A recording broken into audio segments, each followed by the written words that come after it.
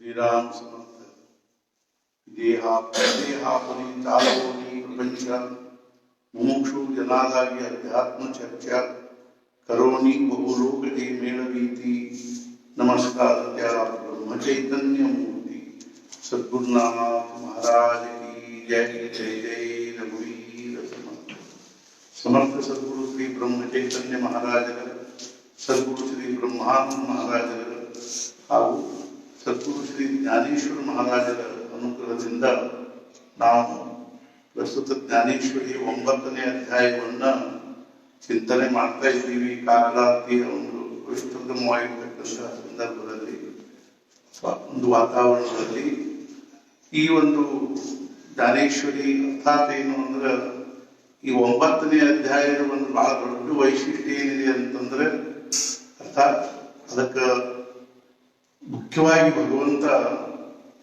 ಅರ್ಜುನನಿಗೆ ರಾಜಗುಹ್ಯೋ ನಾಮ ನವಮೋಧ್ಯಾಯ ವಿದ್ಯೆಗಳಲ್ಲಿಯೇ ರಾಜನಾಗಿರ್ತಕ್ಕಂಥ ವಿದ್ಯೆಯನ್ನ ಅಥವಾ ರಹಸ್ಯಗಳಲ್ಲಿಯೇ ರಹಸ್ಯಮಯವಾಗಿರ್ತಕ್ಕಂಥ ಒಂದು ರಹಸ್ಯಗಳಲ್ಲಿಯೇ ರಾಜನಾಗಿರ್ತಕ್ಕಂಥ ರಹಸ್ಯವನ್ನ ಅರ್ಜುನಿಗೆ ಉಪದೇಶ ಮಾಡ್ತಾ ಇದ್ದಾರೆ. ಅರ್ಥಾತ್ ಈ ಒಂದು ದಿವ್ಯವಾಗಿರ್ತಕ್ಕಂಥ ಉಪದೇಶದ ಹಿಂದೆ ನಿಜವಾದ ಪಾರ್ಶ್ವಭೂಮಿ ಏನಿದೆ ಅನ್ನೋದನ್ನೇ ಸದ್ಗುರು ಶ್ರೀ ಜ್ಞಾನೇಶ್ವರ ಮಹಾರಾಜರು ಏನು ವರ್ಣನೆ ಮಾಡ್ತಾ ಇದ್ದಾರೋ ಅದನ್ನು ಶ್ರವಣ ಮಾಡಬೇಕಾದ್ರೆ ನಾವು ಪ್ರಾರಂಭದಲ್ಲಿ ಅವರ ಚರಣಾರವಿಂದಗಳಲ್ಲಿ ನಮಸ್ಕಾರ ಮಾಡ್ತಾ ನಾವು ಆ ಒಂದು ಅವರ ವಿವೇಚನೆಯನ್ನ ನಾವು ಶ್ರವಣ ಮಾಡುವ ತಿಳ್ಕೊಂಡು ಪ್ರಾರಂಭದಲ್ಲಿ ಅವರಿಗೆ ನಾನು ಅಂತಃಕರಣಪೂರ್ವಕವಾಗಿ ನಮಸ್ಕಾರ ಮಾಡ್ತಾ ಪ್ರಾರ್ಥನೆ ಮಾಡ್ತಾ ಇದ್ದೀನಿ. अलंकापुरी पुण्य भूमि पवित्र तिथे ज्ञान राजा सुपात्र दया कविता महापुण्य राशि नमस्कार माझा सद्गुरु श्री ज्ञानेश्वर की सद्गुरुनाथ महाराज की जय जय जय रघुवीर समर्थ. ಈ 18 ಅಧ್ಯಾಯಗಳಲ್ಲಿ ಮಧ್ಯವರ್ತಿಯಾಗಿರ್ತಕ್ಕಂಥ ಈ 9ನೇ ಅಧ್ಯಾಯ ಅನ್ನೋದನ್ನು ಒಂದು ಅರ್ಥಾತ್ ಏನು ಅಂದ್ರೆ ಅತ್ಯಂತ ಮಹತ್ವಪೂರ್ಣವಾಗಿರ್ತಕ್ಕಂಥ ಯಾವ ದೃಷ್ಟಿಯಿಂದ ಮಹತ್ವಪೂರ್ಣವಾಗಿರ್ತಕ್ಕಂಥದ್ದು ಅಂದ್ರೆ ಪರಮಾತ್ಮನ ನಿಜವಾದ ಸ್ವರೂಪವನ್ನು ಕುರಿತು ವಿವೇಚನೆ ಮಾಡಿರೋ ದೃಷ್ಟಿಯಿಂದ ಅತ್ಯಂತ ಮಹತ್ವಪೂರ್ಣವಾಗಿರ್ತಕ್ಕಂಥದ್ದು. ಮನುಷ್ಯ ಜೀವನದ ಪರಮೋಚ್ಚ ಧ್ಯೇಯ ಏನು ಅಂದ್ರೆ ಆ ಪರಮಾತ್ಮನ ದಿವ್ಯವಾಗಿರ್ತಕ್ಕಂಥ ಅನುಭವ ಪ್ರಾಪ್ತ ಆಗೋದು, ಜ್ಞಾನ ಆಗೋದು, ಅರ್ಥಾತ್ ಭಗವಂತನ ದರ್ಶನ, ಸಾಕ್ಷಾತ್ಕಾರ, ಜ್ಞಾನ, ಅನುಭವ ಇದೇ ಏನು ಅಂತಂದ್ರೆ ಮನುಷ್ಯ ಜೀವನದ ಮುಖ್ಯವಾಗಿರ್ತಕ್ಕಂಥ ಧ್ಯೇಯದ ಮತ್ತು ಮುಖ್ಯವಾಗಿರ್ತಕ್ಕಂಥ ಒಂದು ಲಕ್ಷ್ಯದ. ಹೀಗಿರುವಾಗ ಭಗವಂತನಿಗೆ ಏನ್ ಹೇಳಿರ್ತಾನಂದ್ರೆ ತನ್ನ ಸ್ವರೂಪವನ್ನು ವರ್ಣನೆ ಮಾಡಿ ಹೇಳಿರ್ತಾನೆ. ನನ್ನ ಸ್ವರೂಪ ಹೆಂಗದೆ, ವಾಸ್ತವಿಕವಾಗಿ ನಾನು ಹೆಂಗಿದ್ದೀನಿ ಅನ್ನುವಂಥ ಯಾವ ಮಾತನ್ನು ಹೇಳಿರ್ತಾನೋ ಅದು ಮನುಷ್ಯ ಮಾತ್ರ ಬರಬೇಕಾಗಿರ್ತಕ್ಕಂಥ ಅನುಭವ. ಆದರೆ ಸಾಮಾನ್ಯವಾಗಿ ನಾವು ನೋಡ್ತೀವಿ ಏನು ಅಂತಂದ್ರೆ ಮನುಷ್ಯ ಒಂದು ವೇಳೆ ಅನ್ನ ಮತ್ತು ನೀರು ಇಲ್ಲದೇ ಕೆಲವು ದಿವಸ ಇರಬಹುದು, ಆದ್ರೆ ಅನುಭವ ಇಲ್ಲದೆ ಇರ್ಲಿಕ್ಕೆ ಶಕ್ತಿಲ್ಲ. ಮನುಷ್ಯದ ಜೀವನದಲ್ಲಿ ಏನಿದೆ ಅಂದ್ರೆ ಅನುಭವಗಳ ರಾಶಿ ಇರ್ತದೆ. ಒಂದು ಜನ್ಮದಲ್ಲ ಅನೇಕ ಜನ್ಮಗಳ ಅನುಭವವನ್ನು ನಾವು ಪಡ್ಕೊಂಡು ಬರ್ತಾ ಇರ್ತೀವಿ. ಹುಟ್ಟಿದ ಆರಂಭದಿಂದ ಮನುಷ್ಯನಿಗೆ ಅನುಭವಗಳ ಒಂದೇನಿದೆ ಅಂತಂದ್ರ ಅರ್ಥಾತ್ ರಾಶಿ ಪ್ರಾಪ್ತ ಆಗ್ತದೆ. ಅನುಭವಗಳ ಮೇಲೆ ಅನುಭವ, ಒಂದಕ್ಕಿಂತಲೂ ಒಂದು ವಿಶೇಷವಾದ ಅನುಭವ. ಈಗ ಮನುಷ್ಯ ಸ್ವಾಭಾವಿಕವಾಗಿಯೇ ಅನುಭವ ಪಡ್ಕೊಳ್ಳಿಕ್ಕೆ 24 ತಾಸು ಧರ್ಪಡಿಸ್ತಾ ಇರೋದನ್ನ ನಾವು ನೋಡ್ತೀವಿ. ಆದ್ರೆ ಒಂದೃಷ್ಟಿಯಿಂದ ನಾವು ವಿಚಾರ ಮಾಡಿ ನೋಡಿದ್ರೆ ಮನುಷ್ಯನ ಈ ಒಂದು ಅನುಭವಗಳದ್ದೇನು ಒಂದು ಅರ್ಥಾತ್ ಸಂಗ್ರಹ ಅದನ್ನು ಈ ಅನುಭವಗಳ ಸಂಗ್ರಹದ ಒಂದು ಅರ್ಥಾತ್ ಏನು ಅಂತಂದ್ರೆ ಹಂತಗಳು ಸಹಿತಿವೆ. ಯಾವ ಹಂತದಲ್ಲಿ ಯಾವ ಅನುಭವದಿಂದ ಮನುಷ್ಯನಿಗೆ ಏನಾಗ್ತದೆ ಅಂದ್ರೆ ಪೂರ್ಣ ಸಮಾಧಾನ ಆಗ್ತದನೋ ಅದೇ ಮನುಷ್ಯ ಜೀವನದ ಒಂದು ಪರಮೋಚ್ಚ ಅನುಭವ ಅಂತ ತಿಳ್ಕೊಂಡು ಹೇಳಬಹುದು. ಅಂದ್ರೆ ಅನುಭವಗಳ ಒಂದು ಪ್ರಕಾರಗಳೇನು ಅಂತ ನಾವು ವಿಚಾರ ಮಾಡಿ ನೋಡಿದ್ರೆ ನಮ್ಗೆಲ್ಲರಿಗೂ ಅನುಭವ ಬೇಕು. ಪ್ರತಿಯೊಂದರೊಳಗೂ ನಾವು ಅನುಭವ ಪಡ್ಕೊಳ್ಳಿಕ್ಕೆ ಪ್ರಯತ್ನ ಮಾಡ್ತೀವಿ. ಆದ್ರೆ ಎಷ್ಟು ಪ್ರಕಾರದಿಂದ ನಾವು ಅನುಭವ ಪಡ್ಕೊಳ್ಳಿಕ್ಕೆ ಪ್ರಯತ್ನ ಮಾಡ್ತೀವೋ ಸ್ವಾಭಾವಿಕವಾಗಿ ನಮ್ಗೆ ಆ ಅನುಭವಗಳಲ್ಲಿ ಸಮಾಧಾನ ಆಗುವುದಿಲ್ಲ ಅಂತ ಕೂಡ ಅದಕ್ಕಿಂತಲೂ ಮತ್ತೊಂದು ಅದಕ್ಕಿಂತ ಹೆಚ್ಚಿನ ಅನುಭವ ಪಡ್ಕೊಳ್ಳಿ ಪ್ರಯತ್ನ ಮಾಡ್ತೀವಿ. ಅದರೊಳಗೂ ಸಮಾಧಾನ ಆಗಲ್ಲ, ಅದಕ್ಕಿಂತ ಹೆಚ್ಚಿನ ಅನುಭವ ಪಡ್ಕೊಳ್ಳಿ ಪ್ರಯತ್ನ ಮಾಡ್ತೀವಿ. ಹೀಗಿರುವಾಗ ಈ ಅನುಭವಗಳ ಪ್ರಕಾರಗಳೇನು ಅನ್ನೋದನ್ನ ನಾವು ಸ್ವಲ್ಪ ಇವತ್ತಿನ ಸತ್ಸಂಗದಲ್ಲಿ ವಿಚಾರ ಮಾಡಿ ಆಮೇಲೆ ಭಗವಂತನಿಗೆ ಯಾವ ಅನುಭವದ ಬಗ್ಗೆ ಹೇಳಬೇಕಾಗಿರೋನು, ಆ ಅನುಭವದ ವೈಶಿಷ್ಟ್ಯ ಏನು ಅನ್ನೋದನ್ನು ನಾವು ನೋಡ್ಬೇಕಾಗಿದೆ. ಮುಖ್ಯವಾಗಿ ಮನುಷ್ಯನಿಗೆ ಸ್ವಾಭಾವಿಕವಾಗಿನೇ ಮೊದಲನೇದಾಗಿ ಏನಿದೆ ಅಂದ್ರೆ ಈ ದೇಹಕ್ಕೆ ಬರ್ತಕ್ಕಂಥ ಅನುಭವಗಳು. ಅರ್ಥಾತ್ ಏನು ಅಂದ್ರೆ ದೇಹಕ್ಕೆ ಒದಗಿ ಬರ್ತಕ್ಕಂಥ ಅನುಭವಗಳು ಏನಪ್ಪಾ ಅಂದ್ರ ನಮಗೆ ಹಾಸುವಳಿಕೆ, ಹೊತ್ತುವಳಿಕೆ, ಅರ್ಥಾತ್ ಏನು ಅಂತಂದ್ರ ದೈಹಿಕವಾಗಿ ಅನುಭವಿಸಬೇಕಾಗಿರ್ತಕ್ಕಂಥ ಒಂದೇನು ಅನುಕೂಲತೆಗಳವನು ಅವೆಲ್ಲಾನು ನಮಗೆ ಪ್ರಾಪ್ತ ಆದ ಕೂಡಲೇ ನಮಗ ಏನಾಗ್ತದಂದ್ರೆ ಎಷ್ಟೋ ನಮಗೆ ಸಮಾಧಾನ ಆಗ್ತದೆ, ಸಂತೋಷ ಆಗ್ತದೆ. ಅರ್ಥಾತ್ ಏನು ನಾನು ಅಂಥಲ್ಲಿ ಅಡ್ಡಾಡಿ ಬಂದೆ, ಇಂಥಲ್ಲಿ ಅಡ್ಡಾಡಿ ಬಂದೆ, ಆ ಒಂದು ವಾತಾವರಣದಲ್ಲಿದ್ದೆ, ಈ ವಾತಾವರಣದಲ್ಲಿದ್ದೆ ಅಂತ ನಾವು ಅನೇಕ ಪ್ರಕಾರದಿಂದ ನಾವು ಏನು ಅಂತಂದ್ರೆ ಅರ್ಥಾತ್ ಏನು ದೇಹವನ್ನು ಅನೇಕ ಪ್ರಕಾರದಲ್ಲಿ, ಅನೇಕ ಭಾವದಲ್ಲಿ ನಾನು ಈಜಾಡ್ಲಿಕ್ಕೆ ಹೋಗಿದ್ದೆ, ನಾನು ಅರ್ಥಾತ್ ಇನ್ನೊಂದು ವಾಕಿಂಗ್ ಹೋಗಿದ್ದೆ, ಅದೆಷ್ಟು ಅನುಭವ ಸಂತೋಷ ಆಯ್ತು, ತನ್ನ ಗಾಳಿ ಬೀಸಿಗತ್ತಿತ್ತು, ಅಗದಿ ಮನಸ್ಸಿಗೆ ಬಹಳ ಸಂತೋಷ ಆಯ್ತು ಅನ್ನುವಂಥದ್ದು ಇದು ದೇಹ ಮಾಧ್ಯಮದಿಂದ ಬರ್ತಕ್ಕಂಥ ಅನುಭವ. ಆ ಅನುಭವಗಳನ್ನು ನಾವು ಜೀವನದಲ್ಲಿ ಸಾಕಷ್ಟು ಪಡ್ಕೊಂಡಿದ್ದೀವಿ. ಅದೇ ರೀತಿಯಾಗಿ ದೈಹಿಕವಾಗಿರ್ತಕ್ಕಂಥ ಆರೋಗ್ಯ ದೃಷ್ಟಿಯಿಂದ, ಅನಾರೋಗ್ಯ ದೃಷ್ಟಿಯಿಂದ ಅನುಭವಗಳು ಸಾಕಷ್ಟು ಆಗ್ಯಾವ. ಅರ್ಥಾತ್ ಏನು ಅಂದ್ರೆ ನಮ್ಮ ಜೀವನದಲ್ಲಿ ನಾವು ಅನೇಕ ಪ್ರಕಾರದ ದೈಹಿಕ ರೋಗಗಳನ್ನು ಅನುಭವಿಸಿದ್ವಿ. ಅರ್ಥಾತ್ ಯಾರಿಗಾದ್ರೂ ಕೆಮ್ಮು, ನೆಗಡಿ ಏನಾದಿದ್ರು ಸಾಕಷ್ಟು ಅನುಭವಿಸಿದ್ವಿ. ನಮ್ಮ ಕಲ್ಪನಾದೆಲ್ಲ ಅನ್ಸುತ್ತೆ.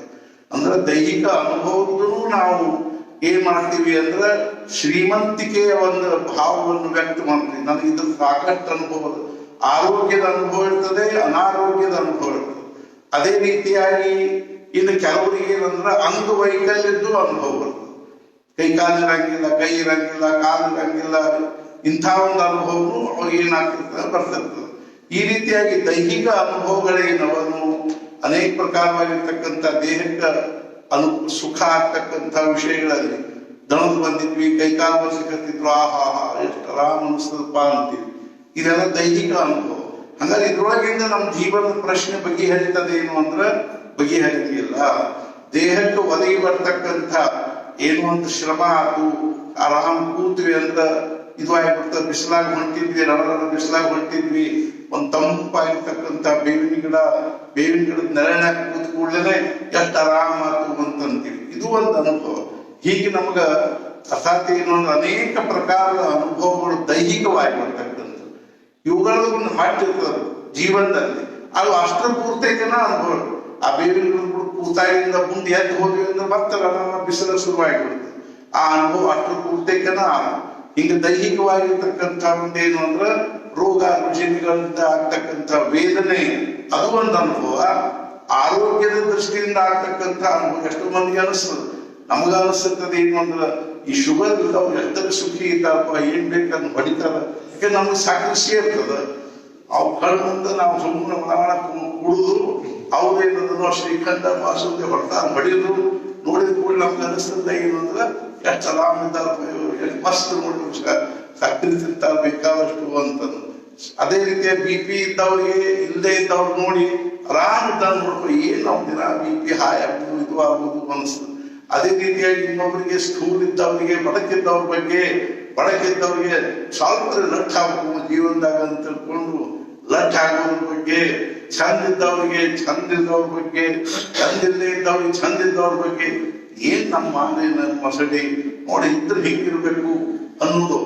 ಈ ರೀತಿಯಾಗಿ ಏನಾಗ್ತಾವ ಅಂದ್ರೆ ನಮಗ ಆ ದೈಹಿಕವಾಗಿ ಬರ್ತಕ್ಕಂಥ ಅನುಭವಗಳದ್ದು ಒಂದು ನಮ್ಮಲ್ಲಿ ಏನಿರ್ತಂದ್ರ ಒಂದು ಸಂಗ್ರಹ. ನಮಗೆ ಅನೇಕ ಪ್ರಕಾರದ ಒಂದು ಪ್ರಸಂಗಗಳಿಂದ ನಾವು ಪಾರಾಗಿ ಬಂದಿರ್ತೀವಿ. ಅರ್ಥಾತ್ ಏನು ಅಂದ್ರೆ ದೇಹ ಎಷ್ಟೋ ಒಂದು ಆಕ್ಸಿಡೆಂಟ್ಗಳಲ್ಲಿ ಉಳ್ಕೊಂಡಿರ್ತೀವಿ ಅಥವಾ ಆಘಾತದಲ್ಲಿ ಉಳ್ಕೊಂಡಿರ್ತೀವಿ. ಅದರಿಂದ ನಮ್ಗೊಂದು ಅನುಭವ, ನಾನು ಇದಕ್ಕಿಂತಲೂ ಜೋರ್ದಾರ ಆಕ್ಸಿಡೆಂಟ್ನಾಗಿಂದ ಉಳ್ಕೊಂಡ್ ಬಂದೀನಿ ಅಂತ. ಅರ್ಥಾತ್ ಏನು ಅಂದ್ರೆ ಕೆಲವರಿಗೆ ಕೈಕಾಲುಗಳು ಮುರಿದಿರ್ತಾವ, ಅದರೊಳಗಿಂದ ಅವರು ಆರಾಮಾಗಿರ್ತಾರೆ, ಅವ್ರಿಗೆ ಅದು ಒಂದು ಅನುಭವ. ಹೀಗೇನದ ಅಂದ್ರೆ ದೈಹಿಕ ದೇಹದ ಭೂಮಿಕಾದೊಳಗಿನ ಅನುಭವದಿಂದ. ಹಾಗಾದ್ರೆ ಇದರೊಳಗಿನ ಮನುಷ್ಯ ಜೀವನದ ಪ್ರಶ್ನೆ ಬಗೆಹರಿತಾವೆ ಏನು ಅಂದ್ರೆ ಬಗೆಹರಿಯಂಗಿಲ್ಲ. ಇನ್ನು ಇದಕ್ಕಿಂತಲೂ ಅರ್ಥಾತ್ ಏನು ಅಂದ್ರೆ ಹೆಚ್ಚಿನ ಅನುಭವ ಯಾವುದು ಅಂದ್ರೆ ಇಂದ್ರಿಯಗಳಿಂದ ಆಗ್ತಕ್ಕಂಥ ಅನುಭವಗಳು ಯಾವುದು ಅಂದ್ರೆ ಶಬ್ದ, ಸ್ಪರ್ಶ, ರೂಪ, ರಸ ಮತ್ತು ಗಂಧ. ಈ ಶಬ್ದ, ಸ್ಪರ್ಶ, ರೂಪ, ರಸ, ಗಂಧಗಳ ಅನುಭವನು ನಾವು ಸಾಕಷ್ಟು ಪಡ್ಕೋತೀವಿ. ನಾನು ಅಂಥವ್ ಸಂಗೀತ ಕೇಳಿದೆ, ಇಂಥವ್ ಸಂಗೀತ ಕೇಳಿದೆ, ನಾನು ಅದನ್ನು ಕೇಳಿದೆ, ಇದನ್ನು ಕೇಳಿದೆ, ಅದೇ ನಾನು ಭೀಮಸೇನ್ ಜೋಶಿ ಹಾಡುವುದನ್ನು ಕೇಳಿದ್ದೀನಿ, ಅದ್ರ ಮುಂದೆ ಯಾವುದೂ ಅನುಭವ ಅಂತ ತಿಳ್ಕೊಳ್ಳೋಣ. ಅಂದ್ರೆ ಕೇಳೋದ್ರದ್ದು ಶಬ್ದದ ಅನುಭವ. ಈ ಅನುಭವಗಳು ನಾನು ಆ ಒಂದು ಏನಂತಂದ್ರೆ ಕೊಳಲು ವಾದನ ಕೇಳಿದೆ, ಅಥವಾ ನಾನು ಇಂತಿಂಥ ಪದ್ಯಗಳನ್ನು ಕೇಳಿದೆ, ಇಂಥವ್ರು ಹಾಡೋದು ಕೇಳಿದೆ, ಇಂಥವ್ರು ಓದೋದು ಕೇಳಿದೆ, ಇಂಥವ್ರು ಕೇಳಿದೆ, ಅಂಥವ್ರು ಕೇಳಿದೆ ಅಂತ ಶಬ್ದದ ಅನುಭವ. ಅದರೊಳಗಿಂದ ಜೀವನದ ಪ್ರಶ್ನೆ ಬಗೆಹರಿದೇನು ಅಂದ್ರೆ ಬಗೆಹರಿಲ್ಲ. ಸ್ಪರ್ಶದ ಅನುಭವ ಅರ್ಥಾತ್ ಏನು ತಂಪು ಗಾಳಿ ಒಳಗೆ ಅಡ್ಡಾಡಿದ್ದು, ಅಂಥದ್ದು ಇಂಥದ್ದು ಅನೇಕ ಪ್ರಕಾರದ ಸ್ಪರ್ಶದ ಅನುಭವವನ್ನು ನಾವು ಏನ್ ಮಾಡ್ತಿರ್ತೀವಿ, ಅನುಭವಿಸ್ತಿರ್ತೀವಿ, ನೋಡ್ತಿರ್ತೀವಿ. ಅದೇ ರೀತಿಯಾಗಿ ಏನು ಅಂದ್ರೆ ಅನ್ಯೋನ್ಯ ಸ್ತ್ರೀ ಪುರುಷರ ಒಂದು ಸ್ಪರ್ಶದಿಂದ ಆಗ್ತಕ್ಕಂಥ ಅನುಭವಗಳು ಅದನ್ನೂ ಸಹಿತ ನಾವು ಜೀವನದೊಳಗೆ ಸಾಕಷ್ಟು ಅನುಭವಿಸಿದ್ರು ಸಹಿತ ಅದರೊಳಗಿಂದ ಸಮಾಧಾನ ಆಗ್ತೇನು ಅಂದ್ರೆ ಆಗಿಲ್ಲ. ಶಬ್ದ, ಸ್ಪರ್ಶ, ರೂಪ ನಾವು ಅಂಥದ್ದೆಲ್ಲ ಅಲ್ಲಿ ಆ ದೇಶಕ್ಕೆ ಹೋಗಿದ್ವಿ, ಅಲ್ಲಿ ಅದನ್ನ ನೋಡಿ ಬಂದ್ವಿ, ಈ ದೇಶಕ್ಕೆ ಹೋಗಿದ್ವಿ, ಅಲ್ಲಿ ಜೋಗ್ ಫಾಲ್ಸ್ ನೋಡಿದ್ವಿ, ಸಮುದ್ರ ನೋಡಿದ್ವಿ, ಅರ್ಥಾತ್ ಹಿಮಾಲಯ ನೋಡಿದ್ವಿ. ನಾವು ಬದರಿಗೆ ಹೋದಾಗ ಅಲ್ಲಿ ಸೂರ್ಯಾಸ್ತ ಆಗ್ತಾ ಇತ್ತು. ಅದನ್ನ ನೋಡಿದ ಕೂಡಲೇ ನಮ್ಗೆ ಏನ್ ಅನ್ಸ್ಬೇಕು ಅಂದ್ರ ಹಿಮ ಯಾವುದು, ಆಕಾಶ ಯಾವುದು ನಮ್ಗೆ ಗೊತ್ತನ ಆಗೋದು. ಎಂಥ ಒಂದು ಆನಂದ ಆಗ್ತಿತ್ತು ಅಲ್ಲಿ ಅಂತಂದ್ರ ಹಿಮಾಲಯದಲ್ಲಿ ಅರ್ಥಾತ್ ಬದರಿಕೆದಾರಕ್ಕೆ ಹೋದಾಗ ಎಷ್ಟೊಂದು ಆನಂದ ಆಗ್ತದೆ. ಆದ್ರೆ ಅದು ಅಷ್ಟು ಪೂರ್ತಿಕನ ಮತ್ತು ತಿರುಗಿ ಅಲ್ಲಿಂದ ಬಂದ ಕೂಡಲೇ ಆ ಅನುಭವ ಏನು ಉಳಿಲೇ ಇಲ್ಲ. ನೋಡಿದ ಅನುಭವ ಸಾಕಷ್ಟು ನೋಡಿದ್ವಿ, ಏನ್ ನೋಡ್ಬಾರ್ದೆಲ್ಲ ನೋಡಿದ್ವಿ. ಆದ್ರೂ ಏನಾಗಲಿಲ್ಲ ಅಂದ್ರೆ ನೋಡ್ಲಿಕ್ಕೆ ಸಾಮಾನ್ಯ ಜನರಿಗೆ ಶಕ್ತಿ ಇಲ್ಲದೆ ಇರ್ತಕ್ಕಂಥ ಒಂದು ಲಕ್ಷಣ ಸೌಂದರ್ಯವನ್ನು ನೋಡಿದ್ವಿ. ಉತ್ತರ ಕಾಶಿ ಒಳಗಿದ್ದಾಗ ದಿನ ನಾವು ವಾಕಿಂಗ್ ಹೋಗ್ಬೇಕಾದ್ರೆ ಒಂದು ಕಡೆ ಗಂಗಾ ನದಿ ಧಡಧಡ ಹರಿತಿರ್ತಿತ್ತು, ಒಂದು ಕಡೆ ಹಿಮಾಲಯ ಅರ್ಥಾತ್ ದೂರದಲ್ಲಿ ಹಿಮಾಚ್ಛಾದಿತವಾಗಿರ್ತಕ್ಕಂಥ ಪರ್ವತಗಳು, ಅರ್ಥಾತ್ ಏನು ಅಂದ್ರೆ ಸೂಚಿ ಪರ್ಣಿ ವೃಕ್ಷಗಳು ನೋಡಿ ಅಷ್ಟು ಮನಸ್ಸಿಗೆ ಆನಂದ ಆಗ್ತಿತ್ತು. ಇದೆಲ್ಲ ಏನು ಅಂದ್ರೆ ರೂಪದ ಅನುಭವ. ಅಂದ್ರೆ ಇದ್ರೊಳಗಿಂದ ಜೀವನದ ಪ್ರಶ್ನೆ ಬಗ್ಗೆ ಹೇಳಿದ್ದೇನು ಅಂದ್ರೆ ಬಗೆಹರಿಲಿಲ್ಲ. ಇದು ತಾತ್ಪೂರ್ತಿಕ ಅನುಭವಗಳು. ಶಬ್ದ, ಸ್ಪರ್ಶ, ರೂಪ, ರಸದ ಅನುಭವ ಅಂತೂ ಏನು ಹೇಳಬೇಕಿಲ್ಲ. ದಿನ ಒಂದು ನಮೂನೆ ರಸ ಇರ್ತದೆ, ದಿನ ಒಂದು ನಮೂನೆ ಖಾದ್ಯ, ದಿನ ಒಂದು ನಮೂನೆ ಪೇಯ. ಎಷ್ಟು ತಿಂದು ಕುಡಿದು ನಮಗೆ ಅನುಭವ ಅಂದ್ರೆ ಅಗದಿ ಏನ್ ನಾವಾದ್ರೂ ಸಮ್ರಾಟ ಅಂತ ತಿಳ್ಕೊಂಡ್ಬಿಟ್ಟಿರ್ತೀವಿ. ನಾನು ಅದನ್ನು ತಿಂದೀನಿ, ನಾನು ಇದನ್ನ ತಿಂದೀನಿ, ನಾನು ಅದನ್ನು ಕುಡ್ದೀನಿ, ನಾನು ಇದನ್ನ ಕುಡ್ದೀನಿ, ಕುಡಿಬಾರ್ದೆಲ್ಲ ಕುಡ್ದೀನಿ, ತಿನ್ನಬಾರ್ದೆಲ್ಲ ತಿಂತೀನಿ. ಅರ್ಥಾತ್ ಇನ್ನೊಂದು ಆದ್ರದೇ ಸಮಾಧಾನ ಏನು ಅಂದ್ರೆ ಸಮಾಧಾನ ಆಗ್ಲಿಲ್ಲ. ಅದೇ ರೀತಿ ಶಬ್ದ, ಸ್ಪರ್ಶ, ರೂಪ, ರಸ, ಗಂಧ ಏನಾದ್ರು ಒಬ್ಬೊಬ್ಬರಂತೂ ಯಾವಾಗಲೂ ಕಿವ್ಯಾಗ ಹತ್ತದ ಅಡಿನ ಇಟ್ಕೊಂಡಿರ್ತಾರೆ. ಅವ್ರಿಗೆ ವಾಸನೆನ ಉದಿನ ಕಡ್ಡಿ ವಾಸನೆ, ಬಳೆ ಅರ್ಥಾತ್ ಹತ್ತದ ವಾಸನೆ ಆಗ್ಬೇಕು, ಉದಿನ ಕಡ್ಡಿ ವಾಸನೆ ಆಗ್ಬೇಕು. ನಾ ಅಂಥ ಒಂದು ಉದಿನ ಕಡ್ಡಿ ಹಚ್ಚಿಟ್ಕೊಂಡಿರ್ತೀನಿ, ಇಂಥ ಅರ್ಥದ ಉಪಯೋಗ ಮಾಡ್ತೀನಿ, ಹಂಗ ಹಿಂಗ. ಅರ್ಥಾತ್ ಏನು ಅಂದ್ರೆ ವಾಸನೆಯ ಒಂದು ಅನುಭವದ್ದು ಅವರಲ್ಲಿ ರಾಶಿ ಇರ್ತದೆ. ರೂಪ, ರಸ, ಗಂಧ ಈ ಪ್ರಕಾರವಾಗಿ ಇಂದ್ರಿಯಗಳ ಅನುಭವದ ಸಂಗ್ರಹವೂ ಸಾಕಾಗಿದೆ. ಅನುಭವ ಇಲ್ಲದ ಮನುಷ್ಯ ಬದುಕಲಿಕ್ಕೆ ಶಕ್ತಿ ಇಲ್ಲ. ಆದ್ರಿಂದ ಹೇಳ್ತಾರೆ ಏನು ಅಂದ್ರ ಏನ್ರಿ ಬರಬೇಕು ತಾವು ವಯೋವೃದ್ಧರು, ಜ್ಞಾನ ವೃದ್ಧರು, ಅನುಭವ ವೃದ್ಧರು ಅಂದ್ರೆ ಆಯುಷ್ಯ ಎಲ್ಲ ಬರೀ ಪ್ರಪಂಚದ ಅನುಭವ ಆಗ್ಯಾವ. ಏನ್ ಮಾತ್ರ ತಗೊಂಡವರೆಲ್ಲ ಅನುಭವ ಸಾಕಾಗಿ ಹೋಗ್ಯದ ಅಂತ ಅವ್ರಂತ. ಏನ್ 85 ವರ್ಷ ಅದು ಸಾಕಷ್ಟು ಅನುಭವಿಸಿರ್ಪ ನಾವು ಇನ್ನ ಸಾಕು ಈ ಅನುಭವ ಅಂದ್ರೆ ಏನು ಅಂದ್ರೆ ಆ ಅನುಭವಗಳಿಂದ ನಮಗೆ ಸಮಾಧಾನ ಆಗಲಿಲ್ಲ. ಹಾಗಾದ್ರೆ ಮನಸ್ಸಿನ ಅನುಭವ ಅಂದ್ರೆ ಏನು ಅಂದ್ರೆ ಅನೇಕ ಪ್ರಕಾರವಾಗಿರ್ತಕ್ಕಂಥ ಒಂದು ಸುಖ ದುಃಖ, ಅರ್ಥಾತ್ ಏನು ಅಂದ್ರೆ ಸಂಯೋಗ ವಿಯೋಗದ ಅನುಭವ. ಯಾರು ಬಂದು ಆತ್ಮೀಯರು ಬಂದು ಕೂಡ ಬಹಳ ಸಂತೋಷ ಬಂದಿ. ಅದೇ ರೀತಿಯಾಗಿ ಅನೇಕ ಪ್ರಕಾರವಾಗಿರ್ತಕ್ಕಂಥ ಸೌಂದರ್ಯದ ಆನಂದ ಇದನ್ನೆಲ್ಲ ಅನುಭವಿಸೋದು ಮನಸ್ಸು. ಅರ್ಥಾತ್ ಅನೇಕ ಪ್ರಕಾರವಾಗಿರ್ತಕ್ಕಂಥ ಸುಖ ದುಃಖಗಳನ್ನು ಅನುಭವಿಸೋದು ಏನದು ಅಂದ್ರೆ ಮನಸ್ಸು. ಒಂದು ಸಂಗೀತ ಕೇಳಿ ಬುದ್ಧಿಗೆ ಸಂತೋಷ ಆಗೋ ಪ್ರಶ್ನೆ ಕೊಡೋದ್ರಿಂದ ಮನಸ್ಸಿಗೆ ಸಂತೋಷ. ಸಂಗೀತ ಕೇಳೋದ್ರಿಂದ ಅಥವಾ ಈ ಇಂದ್ರಿಯಗಳಿಂದ ಪ್ರಾಪ್ತವಾಗ್ತಕ್ಕಂಥ ಏನೊಂದು ಸುಖ ಅದನ್ನು ಅದರಿಂದ ಮನಸ್ಸು ಸಂತೋಷ ಪಡ್ತದೆ, ಮನಸ್ಸು ಸಂತುಷ್ಟ ಆಗ್ತದೆ. ಇದು ಮನಸ್ಸಿನ ಮಟ್ಟದಲ್ಲಿರ್ತಕ್ಕಂಥ ಅನುಭವ. ನಾವು ಅನೇಕ ಪ್ರಕಾರವಾಗಿರ್ತಕ್ಕಂಥ ಒಂದು ಅರ್ಥಾತ್ ಏನು ಕಲೆಗಳನ್ನು ನೋಡ್ತೀವಿ, ಸೌಂದರ್ಯವನ್ನು ನೋಡ್ತೀವಿ. ಅದೇ ರೀತಿಯಾಗಿ ಅನೇಕ ಪ್ರಕಾರವಾಗಿರ್ತಕ್ಕಂಥ ಪ್ರಸಂಗಗಳನ್ನು ಹ್ಯಾಪಿ ಬರ್ತ್ಡೇ ಅಂತ ತಿಳ್ಕೊಂಡು ಆನಂದ ಪಡ್ತೀವಿ. ಎಲ್ಲ ಬುದ್ಧಿದೇ ಕೆಲಸ ಇರ್ತದೆ, ಎಲ್ಲ ಹುಸ್ತನದನ್ನ ರಾಶಿ ಇರ್ತದೆ. ಅರ್ಥಾತ್ ಏನಂದ್ರೆ ಹ್ಯಾಪಿ ಬರ್ತ್ಡೇ ಅಂತ ಅನ್ನೋದಾಗ್ಲಿ, ಎಲ್ಲಾ ಪ್ರಕಾರವಾಗಿರ್ತಕ್ಕಂಥ ಇಂಥವೆಲ್ಲ ಏನಂದ್ರೆ ಅನೇಕ ಉತ್ಸವಗಳಲ್ಲಿ ಆಗ್ತಕ್ಕಂಥ ಆನಂದ, ಅನೇಕ ಕಾರ್ಯಕ್ರಮಗಳಲ್ಲಿ ಆಗ್ತಕ್ಕಂಥ ಆನಂದ, ಅನೇಕ ಸಂದರ್ಭಗಳಲ್ಲಿ ಆಗ್ತಕ್ಕಂಥ ಆನಂದ, ಇದೆಲ್ಲ ಏನದನ್ನು ಅನೇಕ ಪ್ರಕಾರವಾಗಿರ್ತಕ್ಕಂಥ ಕಲ್ಪನೆಗಳಿಂದ ಆಗ್ತಕ್ಕಂಥದ್ದು. ಇದೆಲ್ಲ ಏನದ ಮನಸ್ಸಿನ ಮಟ್ಟದಲ್ಲಿರ್ತಕ್ಕಂಥ. ಅಂದ್ರೆ ಇದ್ರೊಳಗಿಂದ ಜೀವನದ ಪ್ರಶ್ನೆ ಬಗೆಹರಿತೇನು ಅಂದ್ರೆ ಬಗೆಹರಿಲಿಲ್ಲ. ಅಂದ್ರೆ ಅದಕ್ಕಿಂತಲೂ ಮ್ಯಾರೇಜ್ ಯಾವುದು ಅಂದ್ರೆ ಬುದ್ಧಿಯ ಆನಂದ. ಏನಾದ್ರು ಒಂದು ಸಾಂಗ್ ಒಂದು ಎರಡು ನೋಡಿ ಕವಿತಾ ಬರ್ಕೊಂಡು ಬಂದಿರ್ತಾರೆ, ನಮ್ ಕವಿತಾ ಹೆಂಗಾಗಿದ್ ನೋಡ್ರಿ ಅಂತ. ಅಯ್ಯ ಅದ್ರಾಗ ಏನೇನು ಇರೋದಿಲ್ಲ. ಆ ಪಾಪ ಅವ್ರಿಗೆ ತಮ್ಮ ಬುದ್ಧಿ ಎಲ್ಲ ಲಡಾಯಿಸಿ ಅಲ್ಲಿ ಏನ್ ಮಾಡ್ತಾರೆ, ಒಂದ್ 4 ಶಬ್ದ ಜೋಡಿಸಿ ಹಂಗ ಇತ್ಲಾಗಿ ಹಾಕಿ ಒಂದು ಕವಿತಾ ಬರ್ಕೊಂಡ್ ಬರೋದು, ಒಂದ್ ಏನಾದ್ರು ಒಂದು ವಿಚಾರ ಬರೆಯೋದು ಅಥವಾ ಓದೋದು. ಆ ಓದೋದ್ರೊಳಗೆ ಆಗ್ತಕ್ಕಂಥ ಆನಂದ, ಬರೆಯೋದ್ರೊಳಗೆ ಆಗ್ತಕ್ಕಂಥ ಆನಂದ. ಅದಕ್ಕೆ ರಾಮನಾಮ ಬರೆಯೋದ್ರೊಳಗೆ ಆನಂದವನ್ನು ಅನುಭವಿಸ್ಲಿಕ್ಕೆ ಬರ್ಬೇಕು. ಯಾಕೆಂದ್ರೆ ಅಲ್ಲಿ ಬುದ್ಧಿದೇ ಕೆಲಸಲ್ಲೇ ಇಲ್ಲ. ನಾವೇನಾದ್ರೂ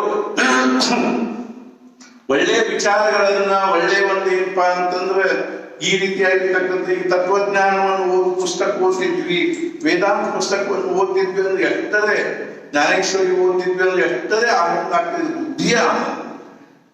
ಅರ್ಥಾತ್ ಏನು ಅಂದ್ರೆ ಸಾಹಿತ್ಯವನ್ನು ಓದಿ, ಕಾವ್ಯವನ್ನು ಓದಿ, ಶಾಸ್ತ್ರವನ್ನು ಓದಿ ಅಥವಾ ಹೇಳಿ ವಿವೇಚನೆ ಮಾಡಿ ಅನುಭವಿಸುವ ಆನಂದ ಏನಾದ್ರು ಅದು ಬುದ್ಧಿಗೆ ಆಗ್ತಕ್ಕಂಥ. ಒಳ್ಳೆ ವಿಚಾರಗಳನ್ನು ಕೇಳಿಕೊಂಡು ಬುದ್ಧಿಗಳು ಬಹಳ ಆನಂದ. ಎಷ್ಟೋ ಸಲ ನಾನು ಜ್ಞಾನೇಶ್ವರಿ ಓದುವಾಗ ಉಪಾಸನೆ ಕೂತಾಗಲು ಒಂದೊಂದ್ಸಲ ಚಪ್ಪಾಳಿ ತಟ್ಟಿ ಎದ್ದು ಕುಡಿಬೇಕು ಅಂತ ಅನಿಸಿದೆ. ಅಷ್ಟೊಂದು ಅದರೊಳಗೆ ಏನಾಗ್ತದ ಆ ವಿಚಾರಗಳಲ್ಲಿ ಆನಂದ ಆಗ್ತದೆ, ಬುದ್ಧಿಯ ಆನಂದ. ಆದ್ರೂ ಪ್ರಶ್ನೆ ಏನ್ ಬರ್ತಂದ್ರೆ, ನಮ್ಮ ಈ ಒಂದು ದೃಶ್ಯದಲ್ಲಿ ಇರ್ತಕ್ಕಂಥ ಈ ಅನುಭವ ಏನದನು ಅದು ದೇಹದಿಂದನೇ ಆಗಲಿ ಅಥವಾ ಪರಿಸ್ಥಿತಿಯಿಂದ ಆಗ್ತಕ್ಕಂಥ ಅನುಭವ. ಸಾಕಷ್ಟು ಶ್ರೀಮಂತರಿದ್ವಿ, ದೊಡ್ಡ ಮನೆ ಇತ್ತು, ಅಲ್ಲೇ 1 ಬಿಟ್ಟು 4 ಕಾರ್ ಇದ್ದು, ಎಲ್ಲ ಇದ್ದು, ಸಾಕಷ್ಟು ಇದು ಶ್ರೀಮಂತಿಕೆಯ ಅನುಭವದ, ಸಮೃದ್ಧಿಯ ಅನುಭವದ, ಅಧಿಕಾರದ ಅನುಭವದ. ಅರ್ಥಾತ್ ಏನು ಬರೀ ಕಣ್ಣು ಸನ್ನೆ ಮಾಡಿದ್ರೆ ಸಾಕು ಕೆಲಸ ಆಗ್ತಕ್ಕಂಥ ಅನುಭವದ. ಹಂಗಾರೆ ಅದರೊಳಗಿಂದ ಜೀವನದ ಪ್ರಶ್ನೆ ಬಗೆಹರಿತೇನು, ಸಮಾಧಾನ ಆಗ್ತೇನು ಅಂದ್ರೆ ಅದರೊಳಗಿಂದಲೂ ಆಗಲಿಲ್ಲ. ಅದರೊಳಗಿಂದಲೂ ನಮಗೆ ಸಮಾಧಾನ ಆಗಲಿಲ್ಲ. ಅಧಿಕಾರದಿಂದ ಆಗಲಿಲ್ಲ, ಶ್ರೀಮಂತಿಕೆಯಿಂದ ಆಗಲಿಲ್ಲ, ಬುದ್ಧಿವಂತಿಕೆಯಿಂದ ಆಗಲಿಲ್ಲ. ಅದೇ ರೀತಿಯಾಗಿ ಅನೇಕ ಕಲಾ ಕೌಶಲ್ಯಗಳಿಂದ ಆಗಲಿಲ್ಲ. ಬೇಕಾದಷ್ಟು ನಮ್ಮಲ್ಲಿ ಕಲಾ ಕೌಶಲ್ಯಗಳು. ಜೀವನದ ಪ್ರಶ್ನೆ ಬಗೆಹರಿತೇನು, ಇನ್ನೇನೇನು ಬೇಕಾಗಿರಪ್ಪ ನಮಗ ಅಂತ ಅನ್ಸ್ಬೇಕು. ಯಂ ಲಬ್ಧ್ವಾ ಚಾಪಲಂ ಲಾಭಂ ಮನ್ಯತೆ ನಾಧಿಕಂ ತತಃ ಯಸ್ಮಿನ್ ಸ್ಥಿತೋನ ದುಃಖೇನ ಗುರುಣಾಪಿನ ವಿಚಾರ್ಯತೆ. ಯಾವುದು ಒಂದನ್ನು ಪಡ್ಕೊಂಡ ಬಳಿಕ ತಿರುಗಿ ಇನ್ನೊಂದು ಬೇಕು ಅಂತ ಅನ್ಸಿರ್ಬಾರ್ದು. ಅಂಥ ವಸ್ತು ಬೇಕು, ಅಂಥ ಜ್ಞಾನ ಬೇಕು, ಅಂಥ ಅನುಭವ ಬೇಕು. ಅಂದ್ರೆ ಮಾತ್ರ ಜೀವನದ ಪ್ರಶ್ನೆ ಬಗೆಹರಿತದನೆ ಹೊರತು ಇಲ್ಲದೆ ಇದ್ರೆ ಜೀವನದ ಪ್ರಶ್ನೆ ಬಗೆಹರಿಯಂಗಿಲ್ಲ. ಇನ್ನು ನಾನು ಪಡ್ಕೊಳ್ಳೋದೇನು ಉಳಿದಿಲ್ಲ, ಇನ್ನು ನಾನು ತಿಳ್ಕೊಳ್ಳೋದೇನು ಉಳಿದಿಲ್ಲ, ಇನ್ನು ನಾನು ಅನುಭವಿಸೋದೇನು ಉಳಿದಿಲ್ಲ, ಇನ್ನು ಯಾವ ನನಗೆ ಅನುಭವ ಪಡ್ಕೋಬೇಕಾಗಿರ್ತಕ್ಕಂಥ ಅವಶ್ಯಕತೆ ಇಲ್ಲ ಅಂತ ಅನಿಸುವಂಥ ಅನುಭವ ಬಂದ್ರೆ ಮಾತ್ರ ಜೀವನದ ಪ್ರಶ್ನೆ ಬಗೆಹರಿತದನೆ. ಆದ್ದರಿಂದನೇ ನಮ್ಮ ಭಾರತೀಯ ಒಂದು ಸಂಸ್ಕೃತಿಯಲ್ಲಿ ಅಂಥ ಅನುಭವದ ಬೆನ್ನು ಹತ್ತಿದ್ದಾರೆ. ಅರ್ಥಾತ್ ಏನು ಅಂದ್ರೆ ಸಹಸ್ರಾರು ವರ್ಷಗಳಿಂದಲೂ ನಮ್ಮ ಭಾರತೀಯ ಸಂಸ್ಕೃತಿಯಲ್ಲಿ ನಮ್ಮ ಭಾರತೀಯ ಋಷಿ ಮುನಿಗಳಾಗಲಿ, ಸಾಧು ಸತ್ಪುರುಷರಾಗಲಿ, ಮಹಾರಾಜರು ಸಹಿತ ಸಾಮಾನ್ಯ ಬುದ್ಧಿವಂತರಿದ್ರೆ ಅರ್ಥಾತ್ ನಾವು ನೀವು ಕಲ್ಪನಾ ಮಾಡ್ಲಿಕ್ಕೆ ಶಕ್ತಿಲ್ಲ ಅಂಥ ಬುದ್ಧಿವಂತರು. ಯಾರ ಮುಂದ ಲೋಕಮಾನ್ ತಿಲಕರಂಥವ್ರು, ಮದನ್ ಮೋಹನ್ ಮಾಲ್ವೀಯರಂಥವ್ರು, ಕೃಷ್ಣ ಶಾಸ್ತ್ರಿ ಉಪ್ಪಿನ ಬೆಟಗೇರಿ ಅಂಥವ್ರು, ಬ್ರಹ್ಮಾನಂದ ಮಹಾರಾಜರಂಥವ್ರು, ಡಾಕ್ಟರ್ ಕುರ್ತಕೋಟಿ ಅಂಥವ್ರು ಕೈ ಮುಕ್ಕೊಂಡು ನಿಂದಿರ್ತಿದ್ರು. ಅಂಥ ಒಂದು ಲಕ್ಷಣ ಒಂದೇನು ಜ್ಞಾನ ಅವರಲ್ಲಿತ್ತು, ಬುದ್ಧಿವಂತಿಕೆ ಅವರಲ್ಲಿತ್ತು.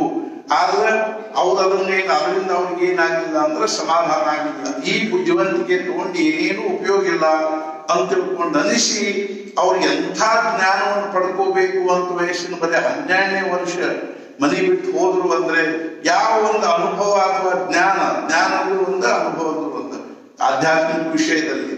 ಅರ್ಥಾತ್ ಆತ್ಮಜ್ಞಾನ ಅಂದ್ರೆ ಆತ್ಮನದೇ ಅನುಭವ.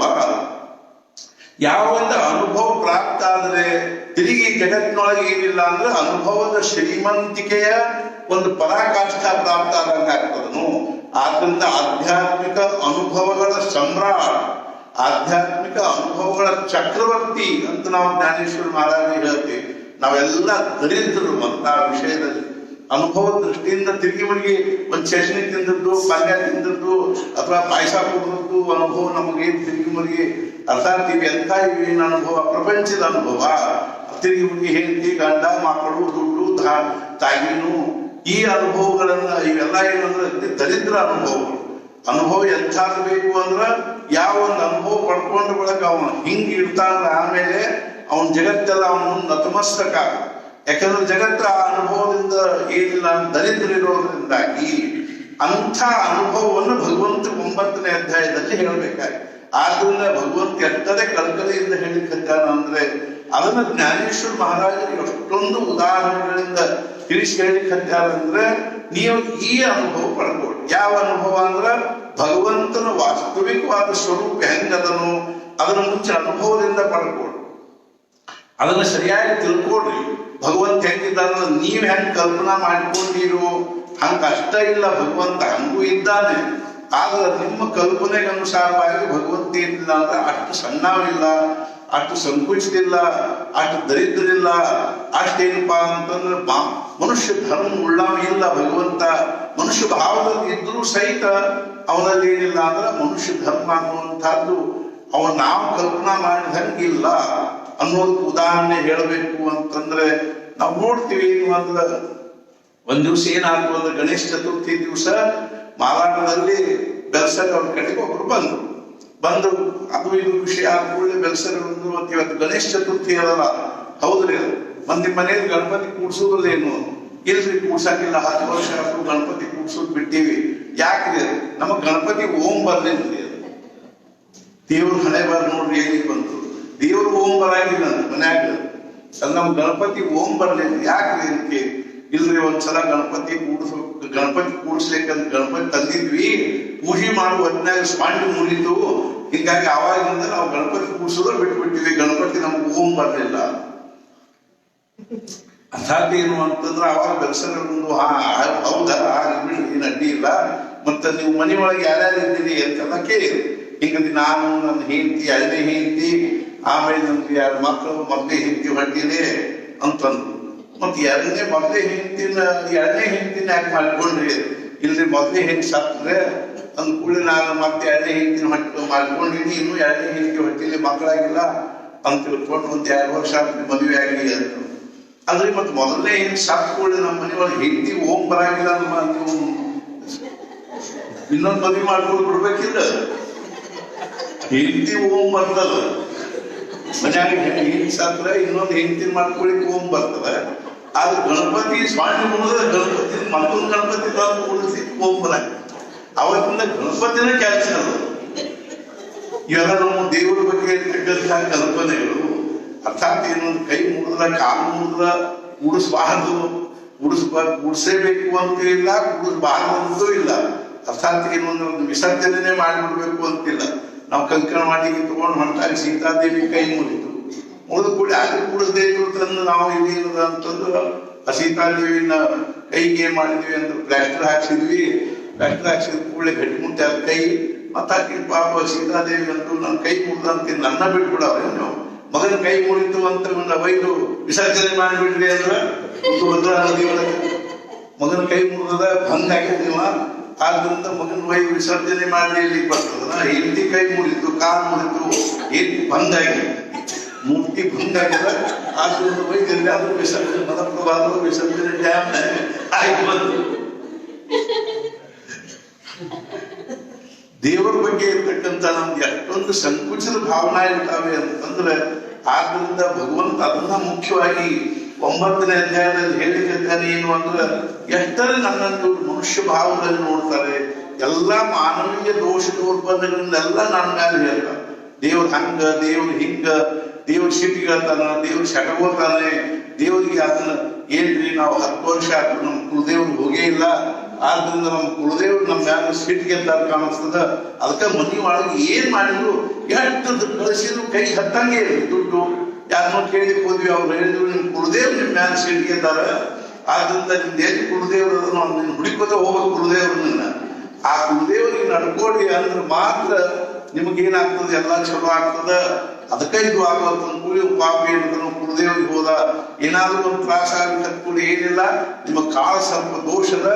ಆದ್ರಿಂದ ನೀವೇನದ ಅಂದ್ರೆ ನೀವು ಒಂದೇನು ಅಂದ್ರೆ ನಾಗ ಪ್ರತಿಷ್ಠಾಪನೆ ಮಾಡ್ಬೇಕು. ಮತ್ತೆ ಏನು ಖರ್ಚು ವೆಚ್ಚ ಹೆಂಗ ಅರ್ಥಾತ್ ಏನು ಮಕ್ಕಳಿಗೆ ಫೀ ತುಂಬಲಿಕ್ಕೆ ದುಡ್ಡು ಇರಂಗಿಲ್ಲ. ಹೆಂಗ್ ಖರ್ಚು ವೆಚ್ಚ ಒಂದ್ 25,000 ರೂಪಾಯಿ ಖರ್ಚು ಬರ್ತದ್ರಿ. ಪೂರ್ಣ ಪಾಪ 10 ಲೈನ್ ಸಾಲ ತೆಗೆದು 8 ಲೈನ್ ಸಾಲ ತೆಗೆದು ಮತ್ತೆ 25,000 ರೂಪಾಯಿ ಕೊಟ್ಟು ಒಂದು ನಾಗ ಪ್ರತಿಷ್ಠಾಪನೆ ಮಾಡಿದ ಅಂದ್ರೆ ಇವನ್ ಕಾಳ ಸರ್ಪ ದೋಷ ಹೋದ್ರು. ತಾತ್ಪರ್ಯ ಏನು ಅಂದ್ರೆ ಸಿಟಿ ಹೇಳೋ ದೇವರಲ್ಲ, ಶಾಪ್ ಕೊಡೋ ದೇವರಲ್ಲ. ಅರ್ಥಾತ್ ಮಹಾರಾಜರು ಹೇಳಿದ್ರು, ಆ ಭಗವಂತನ ಮುಂದೆ ನಿಂತು ಹೇ ಪರಮಾತ್ಮ ನನ್ನ ಅಕಲ್ಯಾಣ ಮಾಡುವಂದ್ರೆ ಭಗವಂತ ಹೇಳ್ತಾನೆ ಏನು ಅಂದ್ರೆ ನಾನು ಕರ್ತುಂ ಅನ್ಯಥಾ ಕರ್ತುಂ ಸಾಮರ್ಥ್ಯ ಇರ್ತಕ್ಕಂಥ ಇದ್ದೀನಿ. ಆದ್ರೂ ನನಗೆ ಯಾರಿಗೂ ಅಕಲ್ಯಾಣ ಮಾಡ್ಲಿಕ್ಕೆ ಬರಂಗಿಲ್ಲ. ನನ್ಗೆ ಅರ್ಥಾತ್ ಏನು, ನನಗೆ ಯಾರಿಗೂ ಅಕಲ್ಯಾಣ ಮಾಡ್ಲಿಕ್ಕೆ ಬರಂಗಿಲ್ಲ. ನರಸಿಂಹ ಮೆಹ್ತಾ ಅವ್ರದ್ದು ಪರಿಸ್ಥಿತಿ ಹೆಂಗಿತ್ತು ಅಂದ್ರೆ ಅವ್ರಿಗೆ ಒಬ್ಬ ಮಗ ಒಬ್ಬಕ್ಕೆ ಮಗಳಿತ್ತು, ಗಂಡ ಹೆಂಡತಿ ಮಕ್ಕಳು. ಬಡತನ ಅಂದ್ರೆ ಅರ್ಥಾತ್ ತಮ್ಮ ಅವ್ರನ್ನು ಹೊರಗೆ ಹಾಕಿದ ಕೂಡಲೇ ಅಣ್ಣ ತಮ್ಮ ಇರ್ತಿದ್ರು. ತಮ್ಮ ಏನ್ ಮಾಡಿದ, ನರಸಿಂಹ ಮೆಹ್ತಾ ಅವ್ರನ್ನು ಹೊರಗೆ ಹಾಕಿದ. ಗುಜರಾತದಲ್ಲಿ ಯಾವ್ದು ಪೋರ್ಬಂದರ್ನಲ್ಲಿ ಇರ್ತಿದ್ರು. ನರಸಿಂಹ ಮೆಹ್ತಾ ಪೋರ್ಬಂದರ್ ಅಲ್ಲಿಂದ ಅರ್ಥಾತ್ ಏನು ಅಂದ್ರೆ ತಮ್ಮ ಅವ್ರನ್ನ ಹೊರಗೆ ಹಾಕಿದ. ಹೊರಗೆ ಹಾಕಿ ಕೂಡಿ ಅವ್ರ ಮನೆ ಬಿಟ್ಟು ಹೊರಗೆ ಬಂದ್ರು. ಹೆಂಗ ಬಂದ್ರು ಅಂದ್ರೆ ಒಂದು ಶಂಖ, ಒಂದು ಘಂಟಿ, ಒಂದು ಶಾಲಿಗ್ರಾಮ ಇಷ್ಟು ತಗೊಂಡು ಹೊರಗೆ ಬಂದು ಒಂದು ಧರ್ಮಶಾಲೊಳಗೆ ಇದ್ರು. ಅರ್ಥಾತ್ ಗಂಡ ಹೆಂಡತಿ ಮಕ್ಕಳು ಎಲ್ಲಾರು ಇದ್ರು. ಮತ್ತು ಮಗನ ಮದುವೆ ಆಯ್ತು ಅಂತ ಇಟ್ಕೊಂಡು ಮಗನ ಮದುವೆ ಆಯ್ತು. ಧರ್ಮಶಾಲೊಳಗೆ ಇದ್ದಾಗ ಮುಂದೆ ಸ್ವಲ್ಪ ಹೋಗ್ತಿದ್ದು ದಿವಸಕ್ಕೆ ಮಾಡ್ತೆಲ್ಲ ಇದು ಆಗಿ ಮಗನ ಮದುವೆ ಆಯ್ತು, ಮಗಳದು ಮದುವೆ ಆಯ್ತು. ಮುಂದೆ ಪರಿಸ್ಥಿತಿ ಹೆಂಗಾಯ್ತು ಅಂದ್ರ ಹಳೆಯ ತೀರ್ಕೊಂಡ ಅಂತ ಮಗಳು ಬಂದ್ ಮನೆಯಾಗಿತ್ತು. ಅರ್ಥಾತ್ ಏನು ಅಂದ್ರ ಮಗ ತೀರ್ಕೊಂಡ ಅಂತ ಸೊಸಿ ವಿಧವಾಗಿ ಮನೆಯಾಗಿತ್ತು. ಗಂಡ ಹೆಂಡತಿ ವಿಧವಾ ಸೊಸಿ ವಿಧವಾ ಮಗಳು. ಅರ್ಥಾತ್ ಜನರಿಗೆ ಏನ್ರಿ ನರಸಿಂಹ ಮೆಹ್ತಾ ಹಿಂಗಾತು ಅಂತಂದ್ ಕೂಡಲೇ ಆನಂದವಾಗಿದ್ದೀವ್ರಿ ನಾವಿಬ್ರು ಅವರಿಬ್ರು ನಾಮಸ್ಮರಣೆ ಮಾಡ್ಕೊಂಡು ಆನಂದದಲ್ಲಿದ್ದೀವಿ. ಪರಿಸ್ಥಿತಿ ಈಗ ಬಂದ ಕೂಡಲೇ ಹಣೆಬಾರ ನೋಡಿ ನಮ್ದು ಎಲ್ಲರೂ ಕೂತ ಮನ್ಯಾಗ ಅಂತ ನಾವು ಅಂತಿರ್ತೀವಿ. ಅರ್ಥಾತ್ ಏನು ಅಂತಂದ್ರ ಪರಿಸ್ಥಿತಿ ಕಡೆ ನೋಡ್ಲಿಕ್ಕೆ ಬರಂಗಿಲ್ಲ. ಭಗವಂತ ಅಂದ್ರೆ ಏನು ಅನ್ನೋದು ಕಲ್ಪನಾ ಇರಂಗಿಲ್ಲ. ಆದ್ರಿಂದ ಭಗವಂತ ಏನ್ ಮಾಡಂಗಿಲ್ಲ ಅಂದ್ರೆ ಯಾರಿಗೂ ಕಷ್ಟ ಕೊಡಂಗಿಲ್ಲ. ಯಾರಿಗೂ ನಾವ ಕಷ್ಟ ಸುಖ ನಾವ ಕಲ್ಪನಾ ಮಾಡ್ಕೋತೀವಿ. ಇದಕ್ಕೆ ಮುಖ್ಯ ಕಾರಣ ಏನು ಅಂದ್ರೆ ಭಗವಂತನ ನಿಜವಾದ ಸ್ವರೂಪ ಏನದ ಅನ್ನೋದು ನಮ್ಮ ಕಲ್ಪನಾ ಇಲ್ಲದೆ ಇರೋದ್ರಿಂದಾಗಿ. ಆದ್ರಿಂದ ಭಗವಂತ ಹೇಳ್ತಾ ಇದ್ದಾನೆ ಏನು ಅಂದ್ರೆ ನೀವು ಕಲ್ಪನಾ ಮಾಡಿದಷ್ಟು ನಾನು ಸಣ್ಣವಲ್ಲ, ನೀವು ಕಲ್ಪನಾ ಮಾಡಿದಷ್ಟು ನಾನು ದೃಶ್ಯದ ಗುಣ ಉಳ್ಳವಲ್ಲ. ನಾನು ನಿರ್ಗುಣಿದ್ದೀನಿ, ನಿರಾಕಾರ ಇದ್ದೀನಿ, ಅನಾದಿ ಇದ್ದೀನಿ, ಅನಂತ ಇದ್ದೀನಿ, ಅಖಂಡವಾಗಿರ್ತಕ್ಕಂಥ ಇದ್ದೀನಿ. ನಾನು ಪ್ರೇಮ ಸ್ವರೂಪ ಇದ್ದೀನಿ, ಆನಂದ ಸ್ವರೂಪ ಇದ್ದೀನಿ, ಸಚ್ಚಿದಾನಂದ ಸ್ವರೂಪ ಇದ್ದೀನಿ ಮತ್ತು ಸರ್ವವ್ಯಾಪಕ ಇದ್ದೀನಿ. ನಿಮ್ಮ ಅಂತರಂಗ ಬಹಿರಂಗದೊಳಗೆ ನಾ ಪೂರ್ಣ ತುಂಬಿಕೊಂಡು ಭಗವಂತ ಅಂದ್ರೆ ಒಂದು ದಿವ್ಯವಾಗಿರ್ತಕ್ಕಂಥ ಒಂದು ಇರುವಿಕೆ, ವಿಲಕ್ಷಣವಾಗಿರ್ತಕ್ಕಂಥ ಸರ್ವಜ್ಞರಾಗಿರುವ ಸರ್ವಶಕ್ತಿಮಾನಾಗಿರ್ತಕ್ಕಂಥ ಕರ್ತುಂ ಅಕರ್ತುಂ ಅನ್ಯಥಾ ಕರ್ತುಂ ಸಾಮರ್ಥ್ಯ ಇರ್ತಕ್ಕಂಥ ಜ್ಞಾನದ ರಾಶಿ ಆಗಿರ್ತಕ್ಕಂಥ ಒಂದು ಅವನಲ್ಲಿರ್ತಕ್ಕ ಇಲ್ಲದೆ ಇರ್ತಕ್ಕಂಥ ಜ್ಞಾನನೇ ಇಲ್ಲ, ಅವನಲ್ಲಿಲ್ಲದೆ ಇರ್ತಕ್ಕಂಥ ಒಂದು ಸೌಂದರ್ಯನೇ ಇಲ್ಲ. ಅಂಥ ಒಂದು ಸೌಂದರ್ಯ ಜ್ಞಾನ ಕಲೆ ಅರ್ಥಾತ್ ಏನು ಅಂದ್ರೆ ಇಂಥ ಒಂದು ವಿಲಕ್ಷಣವಾಗಿರ್ತಕ್ಕಂಥದ್ದು ನಮ್ಮ ಮನಸ್ಸು ಬುದ್ಧಿ ಇಂದ್ರಿಯಗಳು ಮನಸ್ಸು ಬುದ್ಧಿ ನಿಲುಕದೇ ಇರ್ತಕ್ಕಂಥ, ನಾವು ವಿಚಾರ ಮಾಡ್ಲಿಕ್ಕೆ ಶಕ್ತಿಲ್ಲ, ಕಲ್ಪನಾ ಮಾಡ್ಲಿಕ್ಕೆ ಶಕ್ತಿಲ್ಲ ಅಂತ ಒಂದು ದಿವ್ಯವಾಗಿರ್ತಕ್ಕಂಥ ಇರುವಿಕೆ ಎಷ್ಟರೇ ಗಾಢವಾಗಿ ಅರ್ಥಾತ್ ಈ ವಿಶ್ವದಲ್ಲಿ ತುಂಬಿಕೊಂಡದ ಅಂದ್ರೆ ಅದಕ್ಕೆ ಜ್ಞಾನ ಘನ ಅಂತಾರೆ. ಆನಂದ ಘನ ಅಂದ್ರೆ ಅದಕ್ಕೆ ಗಟ್ಟೆ ತುಂಬಿಕೊಂಡಿರೋದು. ಅರ್ಥ ಇಲ್ಲ ಅದರೊಳಗೆ ಒಂದು ಪರಮಾಣುವಿಗೂ ಒಳಗೆ ಜಾಗ ಇಲ್ಲದೆ ಇರುವಷ್ಟು ಗಟ್ಟೆ ತುಂಬಿಕೊಂಡಿರ್ತಕ್ಕಂಥ ಪರಮಾತ್ಮ ಸ್ವರೂಪ ಏನದನು ನಮ್ಮ ಸುತ್ತಮುತ್ತಲು ಅದರ ಇರುವಿಕೆ ಅನ್ನುವಂಥದ್ದು ಅನುಭವ ಬರುವುದನ್ನೇ ನಿಜವಾದ ಭಗವಂತನ ಅನುಭವ ಬರುವಂತಹದ್ದು.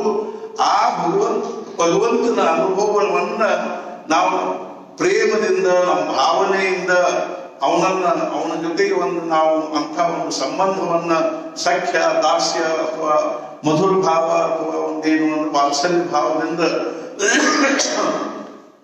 ನಾವು ನಮ್ಮ ಅಂತಃಕರಣದ ಒಂದು ಭಾವನೆಗಳಿಂದ ಅವನನ್ನು ನಾವು ಏನು ಅಂದ್ರೆ ಅವನು ಭಕ್ತಿ ಮಾಡಿದ್ವಿ, ಅವನನ್ನು ಪೂಜಿಸಿದ್ವಿ, ಆರಾಧಿಸಿದ್ವಿ.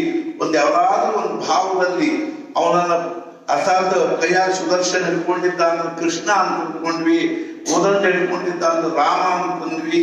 ಅರ್ಥಾತ್ ಏನು ಅಂದ್ರೆ ವಾಹನ ಒಂದು ಆನೆಯ ಮುಖ ಉಳ್ಳವಾಗಿದ್ದ ಅಂದ್ರೆ ಗಣಪತಿ ಅಂದ್ವಿ, ಅರ್ಥಾತ್ ಮಂಗನ ಮುಖ ಇದ್ದ ಅಂದ್ರೆ ಮಾರುತಿ ಅಂದ್ವಿ. ಹಿಂಗೆ ಯಾವುದೋ ಒಂದು ಭಾವದಲ್ಲಿ ಅವನನ್ನು ನಾವು ಭಕ್ತಿ ಭಾವದಿಂದ ಭಜಿಸ್ಲಿಕ್ಕೆ ಆಕಾರವನ್ನು ನಾವು ಕಲ್ಪನಾ ಮಾಡಿಕೊಂಡು ಅಥವಾ ಕಲ್ಪನೆ ಒಂದೇನು ಅನೇಕ ಋಷಿ ಮುನಿಗಳು ಮಾಡಿಟ್ಟಿರ್ತಕ್ಕಂಥ ಕಲ್ಪನೆಗಳನ್ನು ಯಾವ್ದಾದ್ರು ಒಂದು ಕಲ್ಪನೆಯನ್ನು ಆರಿಸಿಕೊಂಡು ಅಥವಾ ನಮ್ಗೆ ಅದ್ರ ಬಗ್ಗೆ ಒಂದು ಪ್ರೇಮ ಉಳ್ಳವರಾಗಿ ಅದನ್ನು ನಾವು ಆರಾಧಿಸ್ಲಿಕ್ಕೆ ಆ ಅಖಂಡವಾಗಿರ್ತಕ್ಕಂಥ ಪರಮಾತ್ಮ ನಿರ್ಗುಣ ನಿರಾಕಾರನಾಗಿರ್ತಕ್ಕಂಥವನು ಸಚ್ಚಿದಾನಂದ ಸ್ವರೂಪನಾಗಿರ್ತಕ್ಕಂಥ ಪ್ರೇಮಮಯನಾಗಿರ್ತಕ್ಕಂಥ ಭಗವಂತನಿಂದಲೂ ನಮ್ಗೆ ಆ ಆಕಾರವಾಗಿ ದರ್ಶನ ಕೊಡ್ತಾನೆ.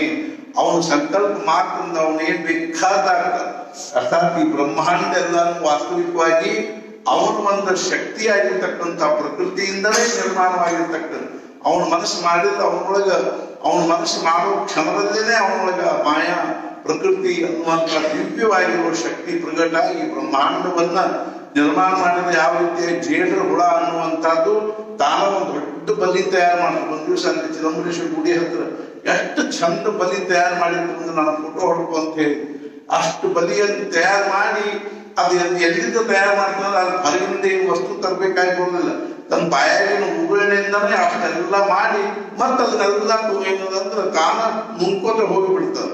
ಹೆಂಗು ಹಂಗ ಬ್ರಹ್ಮಾಂಡವನ್ನು ನಿರ್ಮಾಣ ಮಾಡ್ತಾನೆ ಮತ್ತೆ ಅವನು ತನ್ನೊಳಗೆ ಹಾಕೊಂಡು ಬಿಡ್ತಾನೆ. ಅಸತ್ವ ಸದಮಗ್ರ ಆಸೀತ್ ಅರ್ಥಾತ್ ಈಗ ಮುಂಚೆ ಭಗವಂತ ಏನ್ ಮಾಡಿದ ಅಂದ್ರೆ ಈಗ ಮುಂಚೆ ಅವನು ಒಬ್ಬನೇ ಇದ್ದ, ಆಮೇಲೆ ಅನೇಕ ಏಕೋಹಂ ಬಹುಶ್ಯಾಮ ಏನದನ್ನು ಎಲ್ಲ ಪರಮಾತ್ಮ ಸ್ವರೂಪನೇ ಆಗಿರುವುದರಿಂದ ಅದನ್ನ ನಾವು ಆ ಭಾವದಿಂದ ತಿಳ್ಕೊಂಡ್ರೆ ಮಾತ್ರ ನಮ್ಗೆ ಸಮಾಧಾನ ಆಗ್ತದ. ನಾವು ವಿಪರೀತವಾಗಿ ಏನು ತಿಳ್ಕೊಂಡಿವಿ ಅಂತಂದ್ರೆ ಅದೇನಾಗ್ತದೆ ಅಂದ್ರೆ ನಮ್ಮ ದುಃಖಕ್ಕನ ಕಾರಣ ಆಗ್ತದೆ. ದೇವರ ಬಗ್ಗೆ ಇರುವ ನಮ್ಮ ಕಲ್ಪನೆ ಅತ್ಯಂತ ಸಂಕುಚಿತವಾಗಿರುವುದರಿಂದ ಆ ಭಾವದಿಂದ ನಾವು ಭಗವಂತನಿಂದ ನಾವು ವಿಮುಖ ಆಗ್ತೀವಿ. ಖರೇ ಭಗವಂತನಿಂದ ಏನೇನೋ ಯಾರ್ಯಾರೋ ಏನೇನೋ ಹೇಳ್ತಾರೆ, ಯಾವುದೋ ಒಂದೇನೋ ಹೋಮ ಮಾಡ್ಬೇಕು, ಯಾವುದೋ ಒಂದೇನೋ ಜಪ ಮಾಡ್ಬೇಕು, ಯಾವುದೋ ಒಂದೇನೋ ಇದನ್ನ ಮಾಡ್ಬೇಕು, ನೀವು ಆ ದೇವರಿಗೆ ಹೋಗಿ ಬರ್ರಿ, ನೀವು ಈ ದೇವರಿಗೆ ಹೋಗಿ ಬರ್ರಿ, ಆ ದೇವರನ್ನ ಪ್ರಶ್ನೆ ಕೇಳ್ರಿ, ಈ ದೇವರ ಪ್ರಶ್ನೆ ಕೇಳ್ರಿ, 108 ಎಷ್ಟು ನಮೂನಿ ದೇವರು, ಎಷ್ಟು ನಮೂನಿ ಇವು. ಅರ್ಥಾತ್ ಏನೊಂದು ಜ್ಞಾನೇಶ್ವರ ಮಹಾರಾಜ್ ಹೇಳಿದ್ರು, ಯಾವ ರೀತಿಯಾಗಿ ಬೇಲಿಗೆ ನೀರು ಹಾಕಿದ್ರ ವೃಕ್ಷ ಎಲ್ಲ ಹೆಂಗ್ ಪ್ರಫುಲ್ಲಿತವಾಗಿರ್ತದನು ಹಂಗ ಸದ್ಗುರುಗಳಿಗೆ ನಾವು ಶರಣ ಹೋದ್ರ ಎಲ್ಲಾ ದೇವತೆಗಳೆಲ್ಲರೂ ಸಂತೋಷಿರ್ತಾರೆ.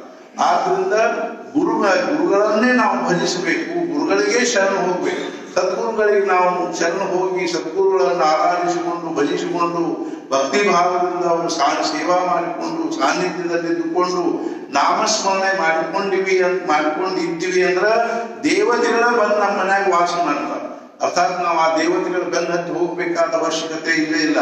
ಆದ್ರೆ ನಮ್ಗೆ ಅದ್ರ ಮರ್ಮ ಗೊತ್ತಾಗಿರೋದಕ್ಕೆ ನಾವು ಆ ದೇವರ ಕಡೆಗೆ ಮಹಾರಾಜನ ಅನಂತ ಕೋಟಿ ಬ್ರಹ್ಮಾಂಡ ನಾಯಕರಾಗಿರ್ತಕ್ಕಂಥ ಮಹಾರಾಜನ ನಮ್ಮ ಮನ್ಯಾಗ ಇಟ್ಕೊಂಡು ನಾವು ಆ ದೇವರಿಗೆ ಹೋದಿವ್ರಿ, ಈ ದೇವರಿಗೆ ಬದರಿ, ಕೇದಾರ್, ಗಂಗೋತ್ರಿ, ಜಮುನೋತ್ರಿ, ಕಾಶಿ, ರಾಮೇಶ್ವರ ಯಾಕೆ ಹೋಗ್ಬೇಕು ಅಂದ್ರೆ ಅಲ್ಲಿ ಎಲ್ಲೆಲ್ಲೂ ಖರೇ ದೇವ್ರು ಇಲ್ಲೇ ಇಲ್ಲ. ಖರೇ ದೇವ್ರು ನಮ್ಮ ಹೃದಯದಲ್ಲೇ ಇದ್ದಾನ, ನಮ್ಮ ಅಂತರಂಗದಲ್ಲೇ ಇದ್ದಾನ, ನಮ್ಮ ಸಾನ್ನಿಧ್ಯದಲ್ಲೇ ಇದ್ದಾನ ಅನ್ನೋದ್ರ ಖಾತ್ರಿ ಆಗೋ ಸಲುವಾಗಿ ಎಲ್ಲ ಕಡೆ ಅಡ್ಡಾಡಿ ಕೊನೆಗೆ ದೇವರು ನಮ್ಮೊಳಗೆ ಇದ್ದಾನಪ್ಪ ಅನ್ನೋದನ್ನ ನಾವು ತಿಳ್ಕೊಳ್ಳೋದಕ್ಕನ ಪಿರಿ ತಿರುಗಿ ಬಂದು ಮತ್ತೆ ಗಿರಿ ಬಿದ್ದು ಬಿಟ್ಟಂತ ಈಗ ನಮ್ಮ ಪರಿಸ್ಥಿತಿ ಅದು.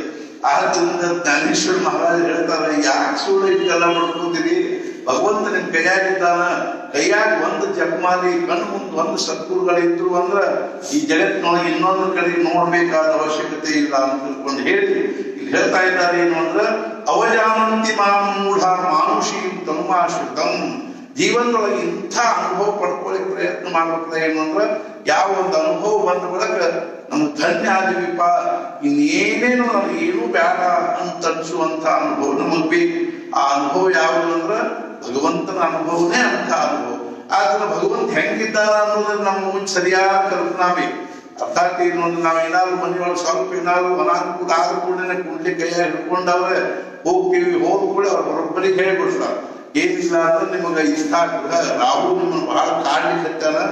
ಅವ್ರು ರಾಹು ಬೇರೆ ಉದ್ಯೋಗ ಇಲ್ಲೇನೋ, ತಿರುಗಿ ಕಾಡುವಂತ ಉದ್ಯೋಗ ಏನೋ. ರಾಹು ನಿಮ್ಮನ್ನ ಬಹಳ ಕಾಡ್ಲಿಕ್ಕೆ ಹತ್ತಾನ. ಆದ್ರಿಂದ ನೀವೇನ್ ಮಾಡ್ರಿ ಅಂದ್ರೆ ರಾಹುವಿನ ಜಪ ಮಾಡ್ರಿ, ರಾಹುವಿನ ಹೋಮ ಮಾಡ್ರಿ.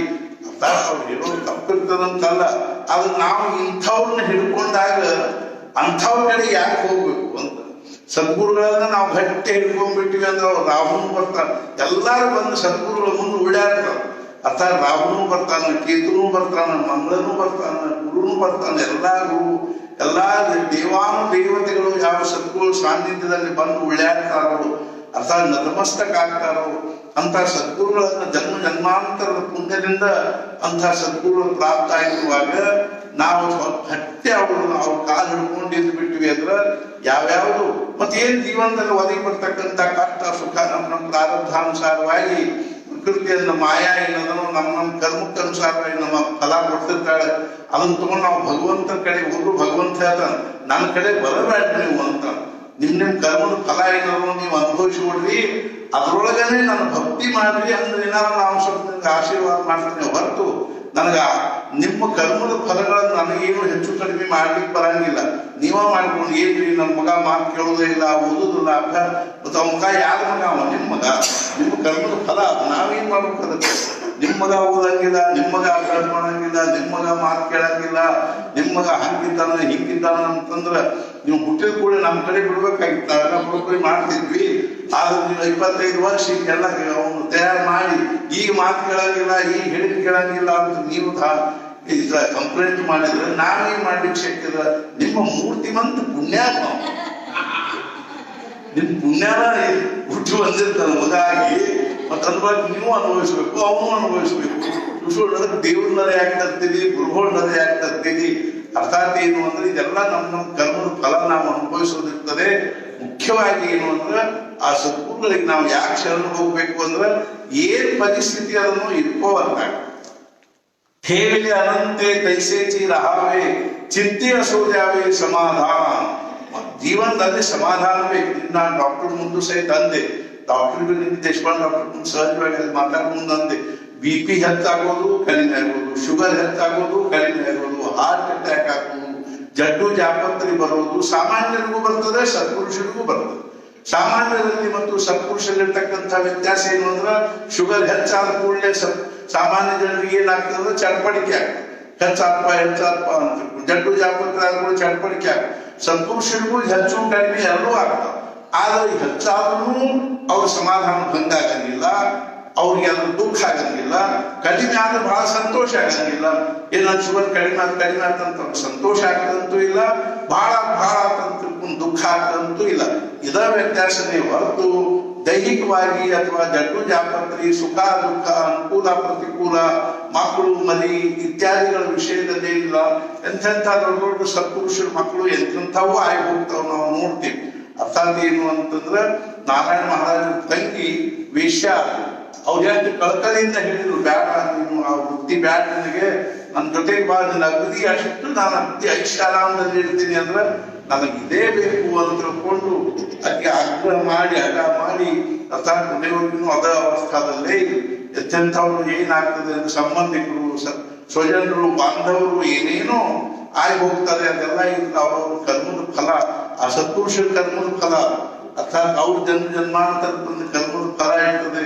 ಆದ್ರಿಂದ ನಾವು ಏನ್ ಮಾಡ್ಲಿಕ್ಕೆ ಬರ್ಬೇಕು ಅಂದ್ರೆ ಮುಖ್ಯವಾಗಿ ಆ ಪರಮಾತ್ಮ ಸ್ವರೂಪ ಏನದ ಅನ್ನೋದನ್ನ ನಾವು ತಿಳ್ಕೊಂಡ್ರೆ ಮಾತ್ರ ನಿಜವಾಗಿ ನಮಗೆ ಜೀವನದಲ್ಲಿ ಸಮಾಧಾನ ಆಗ್ತದೆ ಅನ್ನೋದನ್ನ ನಿನ್ನೆ ಅವ್ರು ಏನ್ ಮಾಡಿ, ಸ್ಥೂಲ ದೃಷ್ಟಿಯ ಮೂಢ ಸ್ವರೂಪ ತಿಳಿದೆನೆನ್ನುವನು ದೃಢ. ಅವರ ಜ್ಞಾನವೇ ಬರುವುದು ಅಡ್ಡ ಯಥಾರ್ಥ ಜ್ಞಾನಕ್ಕೆ. ನಾವು ಯಾರ ಕಡೆ ಹೋಗ್ತೀವಿ? ನಿಮ್ಮ ಎಲ್ಲಾ ಪ್ರಶ್ನೆ ನಾನು ಸಹಜ ಎಲ್ಲೋ ಏನೋ ನೋಡ್ಲಿಕ್ಕತ್ತಿದ್ದೆ, ಅಲ್ಲೋ ಬರ್ದಿದ್ರು, ನಿಮ್ಮ ಪ್ರೇಮ ವಿವಾಹಕ್ಕೆ ಅಡ್ಡ ಬಂದದ್ದರ ಇದೆಲ್ಲ ನಾವು ನಿವಾರಣೆ ಮಾಡ್ತೀವಿ, ನಿಮ್ಮ ವಿವಾಹ ಬೇಗನೆ ಆಗುವಂಗ ಮಾಡ್ತೀವಿ ಅಂತ ತಿಳ್ಕೊಂಡು ಎಲ್ಲೋ ನೋಡಿದ್ ನಾನು ಯಾರೋ ಒಬ್ರು ಜ್ಯೋತಿಷಿದ್ರೊಳಗ. ಅರ್ಥಾತ್ ಏನು ಅಂದ್ರೆ ನಿಮ್ಮ ವೈವಾಹಿಕ ಜೀವನಕ್ಕೆ ಏನ್ ಅವಶ್ಯ ಬೇಕು ಅದನ್ನೆಲ್ಲ ನಾವು ವ್ಯವಸ್ಥೆ ಮಾಡ್ತೀವಿ ಅಂದ್ರೆ ಬ್ರಹ್ಮದೇವರು ಬೇಡ ಅಂತ ಅರ್ಥಾತ್ ಏನು ಅಂದ್ರೆ ಎಲ್ಲ ನಾವು ಮಾಡ್ಬಿಡ್ತೀವಿ ಅಂದ್ರೆ ಏನು ಅಂದ್ರೆ ಬ್ರಹ್ಮದೇವ್ರದ್ದೇನು ಅವಶ್ಯಕತೆನೇ ಇಲ್ಲ. ಹೆಂಗು ಹಂಗೇನದ ಅಂತಂದ್ರೆ ಸ್ಥೂಲ ದೃಷ್ಟಿಯ ಮೂಢ ಇವರೆಲ್ಲ ಸ್ಥೂಲ ದೃಷ್ಟಿ ಇದ್ದಾಗ ಅವರ ಅಂತರಂಗದೊಳಗೆ ಇದಕ್ಕೆಲ್ಲದಕ್ಕೂ ಮೂಲ ದುಃಖಕ್ಕೆ ಕಾರಣ ಏನದ ಅದನ್ನ ನಾವು ನಿವಾರಣೆ ಮಾಡಬೇಕು ಅನ್ನುವಂತ ವಿಚಾರ ಮಾಡಬೇಕೇ ಹೊರತು ದೊಡ್ಡ ಏನು ಜ್ಯೋತಿಷಿಗಳು ಅವರು ಇವರು ನಾವು ಏನಂತಾರಂದ್ರೆ ನಿಮ್ಮ ಪ್ರಪಂಚದ ಸ್ವರೂಪವನ್ನು ನಾವು ಬದಲು ಮಾಡ್ತೀವಿ ಅಂತ. ಅದಕ್ಕೆ ಉಪಾಯ ಹೇಳ್ತೀವಿ, ಅದಕ್ಕೆ ಏನು ಮಂತ್ರ ಜಪ ಮಾಡೋದು ಹೇಳ್ತೀವಿ, ಹೋಮ ಹವನಗಳನ್ನು ಹೇಳ್ತೀವಿ, ಅದನ್ನೆಲ್ಲ ನಾವು ಸರಿ ಮಾಡ್ತೀವಿ ಅಂತ ತಿಳ್ಕೊಂಡು ಹೇಳ್ತಾರೆ. ಆದ್ರೆ ವಾಸ್ತವಿಕವಾಗಿ ಎಲ್ಲದಕ್ಕೂ ಮೂಲ ಕಾರಣ ಏನು ಅಂದ್ರೆ ನಮ್ಮ ಕರ್ಮಗಳು ಅವನ್ನ ಕಡಿಮೆ ಮಾಡಿಕೊಂಡು ಮಾತ್ರದನ್ನೆಲ್ಲ ಜೀವನ ಸುಖಿ ಆಗುವ ಅಂತ ತಿಳ್ಕೊಂಡಿಲ್ಲ. ಇವತ್ತೊಂದು ತೆರೆ ಬಂತು, ಅದನ್ನ ನಾವು ಹೆಂಗೋ ನಿವಾರಣೆ ಮಾಡ್ಕೊಂಡಿಲ್ಲ, ನಾಳೆ ಮತ್ತೊಂದು ತೆರೆ ಬರ್ತದೆ, ನಾಳೆ ಮತ್ತೊಂದು ತೆರೆ ಬರ್ತದೆ. ಆದ್ರಿಂದ ಏನಂದ್ರೆ ಈ ಸ್ಥೂಲ ಅವರ ಆ ಜ್ಞಾನವೇ ಬರುವುದು ಅಡ್ಡ ಯಥಾರ್ಥ ಜ್ಞಾನ. ಅವರಿಗೂ ಸಹಿತ ಅವ್ರು ಏನ್ ತಿಳ್ಕೊಂಡಾರೋ ಅದ ಅವ್ರಿಗೆ ಏನಂದ್ರೆ ಪರಮಾತ್ಮ ಸ್ವರೂಪದ ಜ್ಞಾನಕ್ಕೆ ಅನುಭವಕ್ಕೆ ಅಡ್ಡು ಬರ್ತದ ಅಂತ ತಿಳ್ಕೊಂಡು ಹೇಳಿ, ಅಥವಾ ನಿಧಿಯೇ ಪ್ರಕಟವೆಂದು ಕೆಂಡಗಳನ್ನೇ ಉಡಿಯಲ್ಲಿ ತುಂಬುವುದು, ಸಿಂಹ ತಿಳಿಯದೆ ತನ್ನದೇ ನೆರಳೆಂದು ಬಾಮಿಯಲ್ಲಿ ಜಿಗಿದಂತೆ ಅದರಂತೆ ನಾನಿರುವೆ ಪ್ರಪಂಚದಲ್ಲಿ ಎಂದು ನಿಶ್ಚಯ ಮಾಡಿದಲ್ಲಿ, ಚಂದ್ರನಿಗಾಗಿ ನೀರಿನಲ್ಲಿ ಪ್ರತಿಬಿಂಬ ಹಿಡಿದಂತೆ. ಅರ್ಥಾತ್ ಏನು ಅಂದ್ರೆ ನಾನಿರುವೆ ಪ್ರಪಂಚದಲ್ಲಿ, ನಾನು ಪ್ರಪಂಚವಾಗಿದ್ದೀನಪ್ಪ ಅಂತನ್ನುವಂಥ ನಾನು ಅಂದ್ರೆ ಭಗವಂತ ಹೇಳ್ತಾ ಇದ್ದಾರೆ, ನಾನು ಪ್ರಪಂಚದಾಗಿದ್ದೀನಿ ಏನ್ ಬಿಡ್ರಿ. ಅರ್ಥಾತ್ ಭಗವಂತನ ಸುಧಾಮನಿಗೆ ಹೇಳ್ತಾನೆ, ಸುಧಾಮ ಯಾವಾಗ ಭಗವಂತನ ಭೇಟಿ ಆಗ್ಲಿಕ್ಕೆ ಅಂತ ತಿಳ್ಕೊಂಡು ಹೋದ್ನು, ಪಾಪ ಅವನು ಒಳಗೆ ಬಿಡ್ಲಿಕ್ಕೆ ತಯಾರಿಲ್ಲ. ಅವನ ಆಕಾರ ವಿಕಾರಗಳನ್ನು ನೋಡಿ ಒಂದು ಹರಕ್ ಪಂಚ ಧೋತ್ರ ಮುಖಾನ ಹೆಗಲ ಮೇಲೆ ಒಂದು ಉಪರಣ ಹೊತ್ಕೊಂಡಾನ. ಅಲ್ಲಿ ಹೋಗಿ ಕೃಷ್ಣನ ದ್ವಾರಕಾ ಬಾಗಿಲದಾಗ ನಿಂತ್ರ ದೇವತೆಗಳು ಪಲ್ಲಕ್ಕಿ ಕೂತು ಹೋಲಿಕತ್ತಾರ, ಮಹಾನ್ ಋಷಿ ಮುನಿಗಳು ಹೋಲಿಕತ್ತಾರೆ. ಬಾಗಿಲ ದ್ವಾರಪಾಲಕರು ಇವ ಅವ್ರಿಗೆ ಮುಂದಕ್ಕೆ ಹೋಲಿಕ್ಕೆ ಪ್ರಯತ್ನ ಮಾಡ್ತಾರ, ಮುಗಿಸ್ಬಿಡ್ತಾರ. ದರಿಯತ್ಲ ಯಾರು ದರಿದ್ರ ಬಂದಿದೆ ಅಂತ ತಿಳ್ಕೊಂಡು ನೀವು ಮುಗಿಸ್ಬಿಡ್ತಾರ. ಕೊನೆಗೆ ಎಲ್ಲೆಲ್ಲೂ ಒಳಗೆ ಬಿಡ್ಲಿಕ್ಕೆ ಅಲ್ಪ ಕೃಷ್ಣ ನನ್ನ ಸಖ, ನನ್ನ ಮಿತ್ರ, ನಾನು ಏನ್ ಮೂಡ್ತಿದ್ಯೋ ಬುದ್ಧಿಗಿದ್ದದ ಇಲ್ಲ. ಕೃಷ್ಣ ಪರಮಾತ್ಮ ಅವ ಯಾರು ನೀ ಯಾರು, ನಿನ್ನ ಮಾರಿ ನೋಡ್ಕೊಂಡು ಹೆಂಗಿದ್ದೀರಿ. ಅರ್ಥಾತ್ ಏನೊಂದು ಒಳಗೆ ಹೊಂಟಿದಿ. ಕಲಿಗೆ ಒಬ್ಬ ಏನೋ ಅಗದಿ ಪಾಪ ಏನ್ ದಯಾ ಬಂತು ಯಾರಿಗೊತ್ತು ಸುಧಾಮನ ಬಗ್ಗೆ. ಏನ್ರಿ ಭಟ್ರ ಏನ್ ವಿಷಯ ಹೇಳ್ರಿ. ಇಲ್ಪ ಕೃಷ್ಣನ್ ಭೇಟಿ ಆಗ್ಬೇಕಾದ್ರೆ ಕೃಷ್ಣ ನಾವು ಕೃಷ್ಣ ಇಬ್ರು ಸಾಂದೀಪನಿ ಆಶ್ರಮದೊಳಗೆ ಜೊತೆಗೆ ಓದಿದೀವಿ, ಅವನ್ ಭೇಟಿ ಆಗ್ಬೇಕು ಬಹಳ ದಿವಸ ಆಗಿದೆ ಬಂದಿ ನಾನು ಒಳಗೆ ಹೋಗಿ ಹೇಳಿ ಬರ್ತೀನಂತ. ಪಾಪ ಅವನಿಗೆ ಸ್ವಲ್ಪ ಏನೋ ಸುಧಾಮನ ಬಗ್ಗೆ ದಯಾ ಅನಿಸಿ ಒಳಗೆ ಹೋಗಿ ಕೃಷ್ಣನ ಮುಂದೆ, ಕೃಷ್ಣ ಎಲ್ಲ ಗೊತ್ತಿತ್ತು, ಹೊರಗೆ ಏನ್ ನಡೆದ ಅಂತೆಲ್ಲ ಅವ್ನು ಗೊತ್ತಿತ್ತು. ಅವನೇನು ಸಾಮಾನ್ಯ ಇದ್ರೆ ಆದ್ರೂ ಸಹಿತ ಅವನು ಸುಮ್ಮನೆ ಹಂಗ ತಂದಿದ್ರೊಳಗಿದ್ದ. ಹೋಗಿ ಹೇಳಿದ ಕೂಡಲೇ ಸುಧಾಮನ ಛೇ ಈಗ ವ್ಯವಸ್ಥೆ ಆಗ್ಬೇಕಂತ ಹೇಳಿ ತಾನೇ ಕೂತ ಅರ್ಥಾತ್ ತಾನು ಕೂಡ್ತಕ್ಕಂಥ ಪಲ್ಲಕ್ಕಿಯನ್ನ ಕೊಟ್ಟರೆ ಅಷ್ಟೆ. ಈ ಪಲ್ಲಕ್ಕಿ ಒಳಗೆ ಕೂಡಿಸ್ಕೊಂಡು ಬರ್ರಿ ಅಂತ ಎಲ್ಲಾರು ಗಾಬರಿ ಆದ್ರು. ಯಾರಪ್ಪ ಇಂಥ ಮನುಷ್ಯ ಇವ ಅಂತ ಗಾಬರಿ ಆದ ಕೂಡಲೇ ಪಲ್ಲಕ್ಕಿ ತಗೊಂಬಂದ್ರು. ಕೂಡಿ ಅಂದಾಗ ಒಬ್ಬ ಎತ್ತಿ ಒಗದ್ ಬಿಟ್ಟವ, ಕೂಡ್ಲಿಕ್ಕೆ ಸೇರಿ ಇಂಥ ಒಂದು ಸೊಟ್ಬಡಕ್ಕೆ ಅವ್ನು ಎದುರು ಪಲ್ಲಕ್ಕಿ ಒಂದೇ ನಾ ಕೃಷ್ಣನ ಪಲ್ಲಕ್ಕಿ ನಾ ಹೆಂಗೆ ಕೂಡಿ ನಾವು ಅಲ್ಲಿ ಕೂಡ್ತಿಲ್ಲ ಏನಂತ ಹೇಳಿದ್ರು. ಕೈಕಾಲ ಮಡಿಸಿ ಒಳಗ ಪಲ್ಲಕ್ಕಿ ಆಗಿ ಹೋಗಲ್ಲ. ಏನ್ ಮಾಡೋದು, ಕುತ್ಕೊಂಡು ಒಳಗೆ ಹಾಕೊಂಡು ಹೋಗ್ಕೊಳ್ಳಿ. ಕೃಷ್ಣ ಮಹಾದ್ವಾರದಾಗ ಅರಮನೆಯ ಮಹಾದ್ವಾರದಾಗ ನಿಂತಿದ್ದ. ಸುಧಾಮನ ಕೂಡ ಗಟ್ಟಿ ಹಾಕೊಂಡು ಕೃಷ್ಣಂದ ಪಾಪ ಅಂತಂದ. ಆಮೇಲೆ ಒಳಗೆ ಕರ್ಕೊಂಡು ಹೋಗಿ ಮನೆಯ ಎಲ್ಲಾ ಅತಿಥಿಗಳೆಲ್ಲ ಆದ ಒಳಗೆ ಸಿಂಹಾಸನ ಮೇಲೆ ಕೂಡ್ಸಿ ಮನೆಯೊಳಗೆ ಹೆಂಗಿದ್ದೀನಿ ನೀನು ಅಂತ. ಏನಪ್ಪ ಎಲ್ಲ ಆರಾಮಿದ್ದೀನಿ ನಾನು, ಏನ್ ತೊಂದ್ರೆ ಇಲ್ಲ. ಏನು 8 ಮಂದಿ ಮಕ್ಕಳು 4 ಮಂದಿ ಮಕ್ಕಳು, ಬಡತನ ಅಂದ್ರೆ ಮೂರ್ತಿಮಂತ ಬಡತನ. ಕೃಷ್ಣನಿಗೆ ಏನು ಒಯ್ಯಬೇಕು ಅಂದ್ರೆ ಮನೆಯೊಳಗೆ ಏನೇನೂ ಇಲ್ಲ. ಕೊನೆಗೆ ಹೇಳ್ತಿ ಏನ್ ಮಾಡಿದ್ರು ಅಲ್ಲಿ ಹುಡುಕಿ ಯಾವುದೋ ಒಂದು ಮಾಡಿದಾಗ ಒಂದು ಹರಕ್ ಬಟ್ಟಿ ಒಳಗೆ ಒಂದಿಷ್ಟು ಅವಲಕ್ಕಿ ಎಲ್ಲೋ ಕಟ್ಟಿಟ್ಟು ಅವ್ರು ಏನಾಗಿದ್ದು ಅಂದ್ರೆ ಮುಗ್ಸಾಗಿಬಿಟ್ಟಿದ್ದು ನಮ್ಮ ಆಶ್ರಮದಲ್ಲಿ.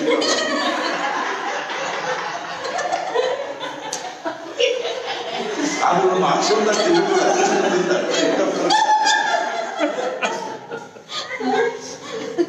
ನಮ್ಮ ಆಶ್ರಮದಲ್ಲಿ ಬಂದಂತ ಆಶ್ರಮ ಇರ್ತಾರೆ. ಮುಗ್ಸಾಗ ಅವ್ರಿಗೆ ಬೇಡ, ಕೃಷ್ಣನು ತಿಂದಿದ್ದ ಮುಗ್ಸ ಅವಲಕ್ಕಿ.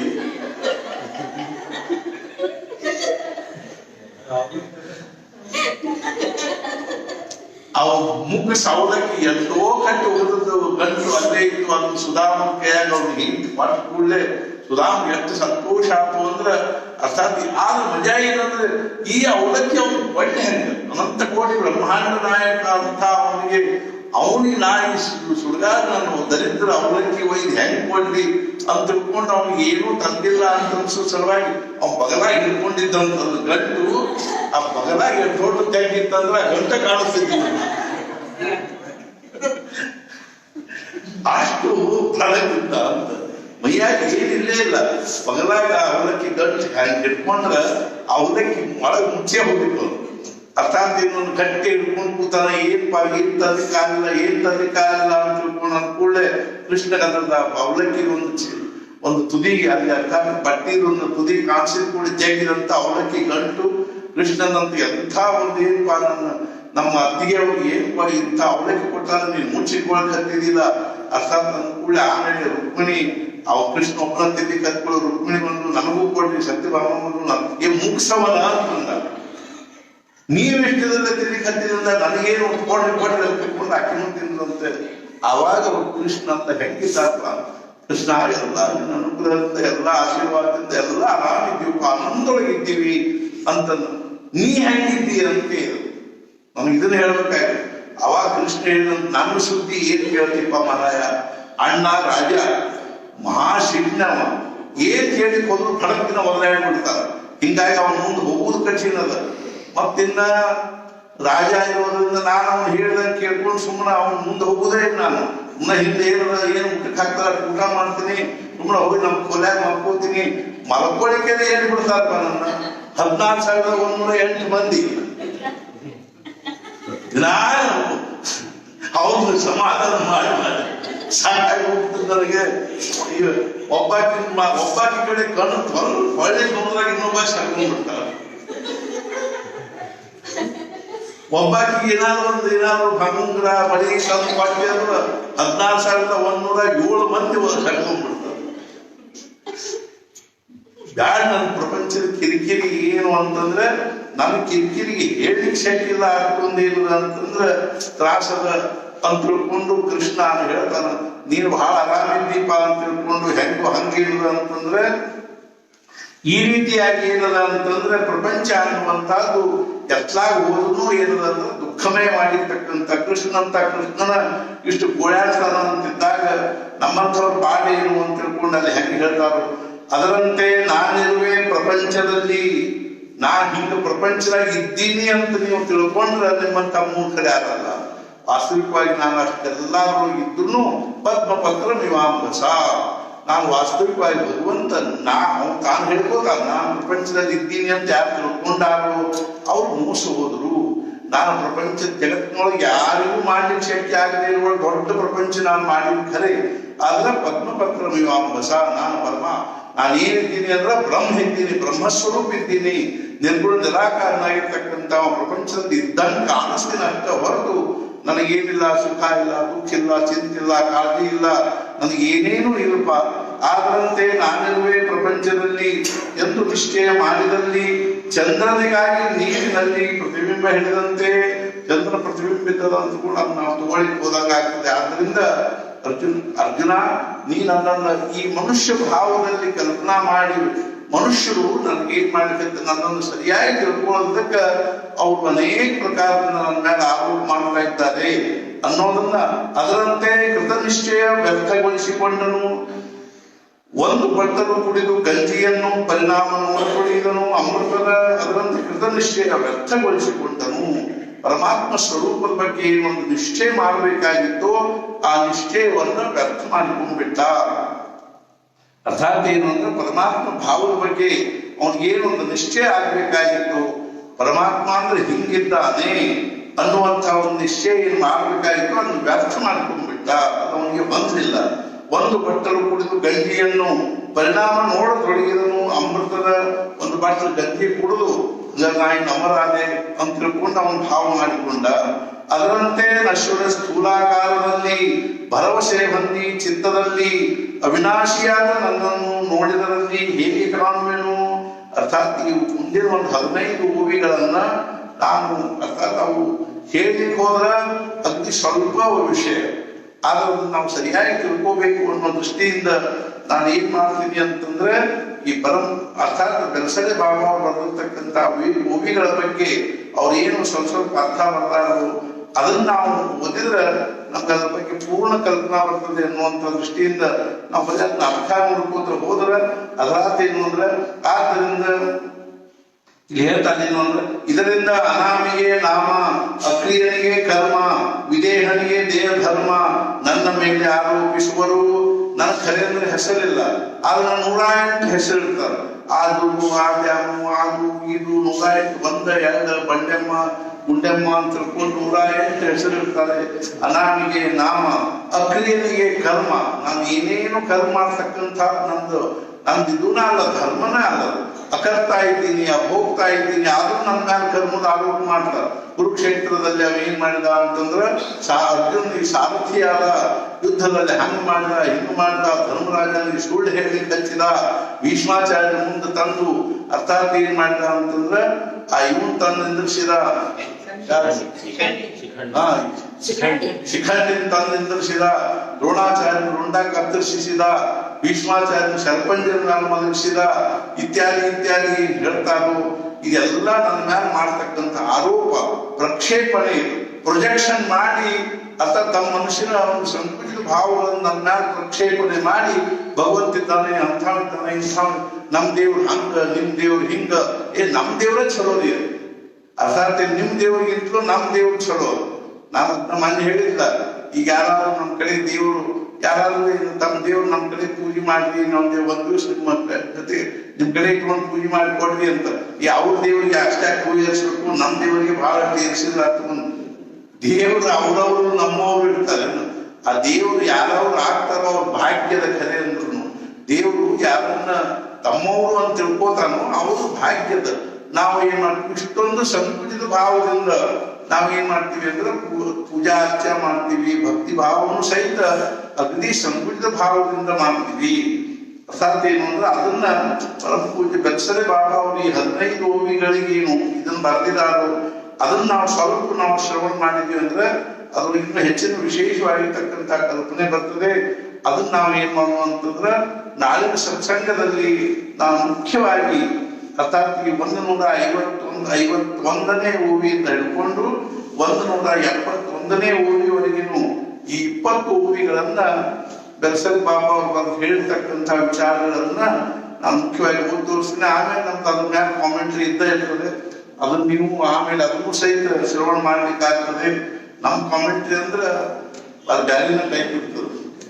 ಈ ರೀತಿಯಾಗಿ ಈ ಓವಿಗಳನ್ನು ನಾವು ನಾಳೆ ಮುಖ್ಯವಾಗಿ ಶ್ರವಣ ಮಾಡೋಣ ಅಂತ ತಿಳ್ಕೊಂಡು ಹೇಳಿ ನಾನು ಸದ್ಗುರುಗಳಲ್ಲಿ ಪ್ರಾರ್ಥನೆ ಮಾಡ್ತಾ, ಅರ್ಥಾತ್ ಜ್ಞಾನೇಶ್ವರ ಮಹಾರಾಜರು ಯಾವ ಒಂದು ದಿವ್ಯವಾಗಿರ್ತಕ್ಕಂಥ ಒಂದು ಪ್ರಾರ್ಥನೆಯನ್ನು ಮಾಡಿದಾರು ಆ ಪ್ರಾರ್ಥನೆಯನ್ನು ಮಾಡುವುದರ ಜೊತೆಗೆ ನಾವು ಇಂದಿನ ಸತ್ಸಂಗವನ್ನು ಸದ್ಗುರುಗಳಲ್ಲಿ ಸಮರ್ಪಣೆ ಮಾಡ್ತಾ ನಾನು ಮಹಾರಾಜರಲ್ಲಿ ಪ್ರಾರ್ಥನೆ ಮಾಡ್ತಿಲ್ಲ ಏನು ಅಂತಂದ್ರೆ, ಮಹಾರಾಜರು ನಮಗೂ ನಿಮಗೂ ಎಲ್ಲರಿಗೂ ಆಯುಷ್ಯ ಆರೋಗ್ಯ ಐಶ್ವರ್ಯವನ್ನು ಅನುಗ್ರಹಿಸಲಿ ಮತ್ತು ಮುಖ್ಯವಾಗಿ ನಮಗೆಲ್ಲರಿಗೂ ಭಗವಂತನಲ್ಲಿ ಭಕ್ತಿ ನಾಮದಲ್ಲಿ ಪ್ರೇಮ ಹಾಗೂ ಸದ್ಗುರು ಅನನ್ಯವಾಗಿರ್ತಕ್ಕಂಥ ನಿಷ್ಠೆಯನ್ನು ಕೊಡಲಿ.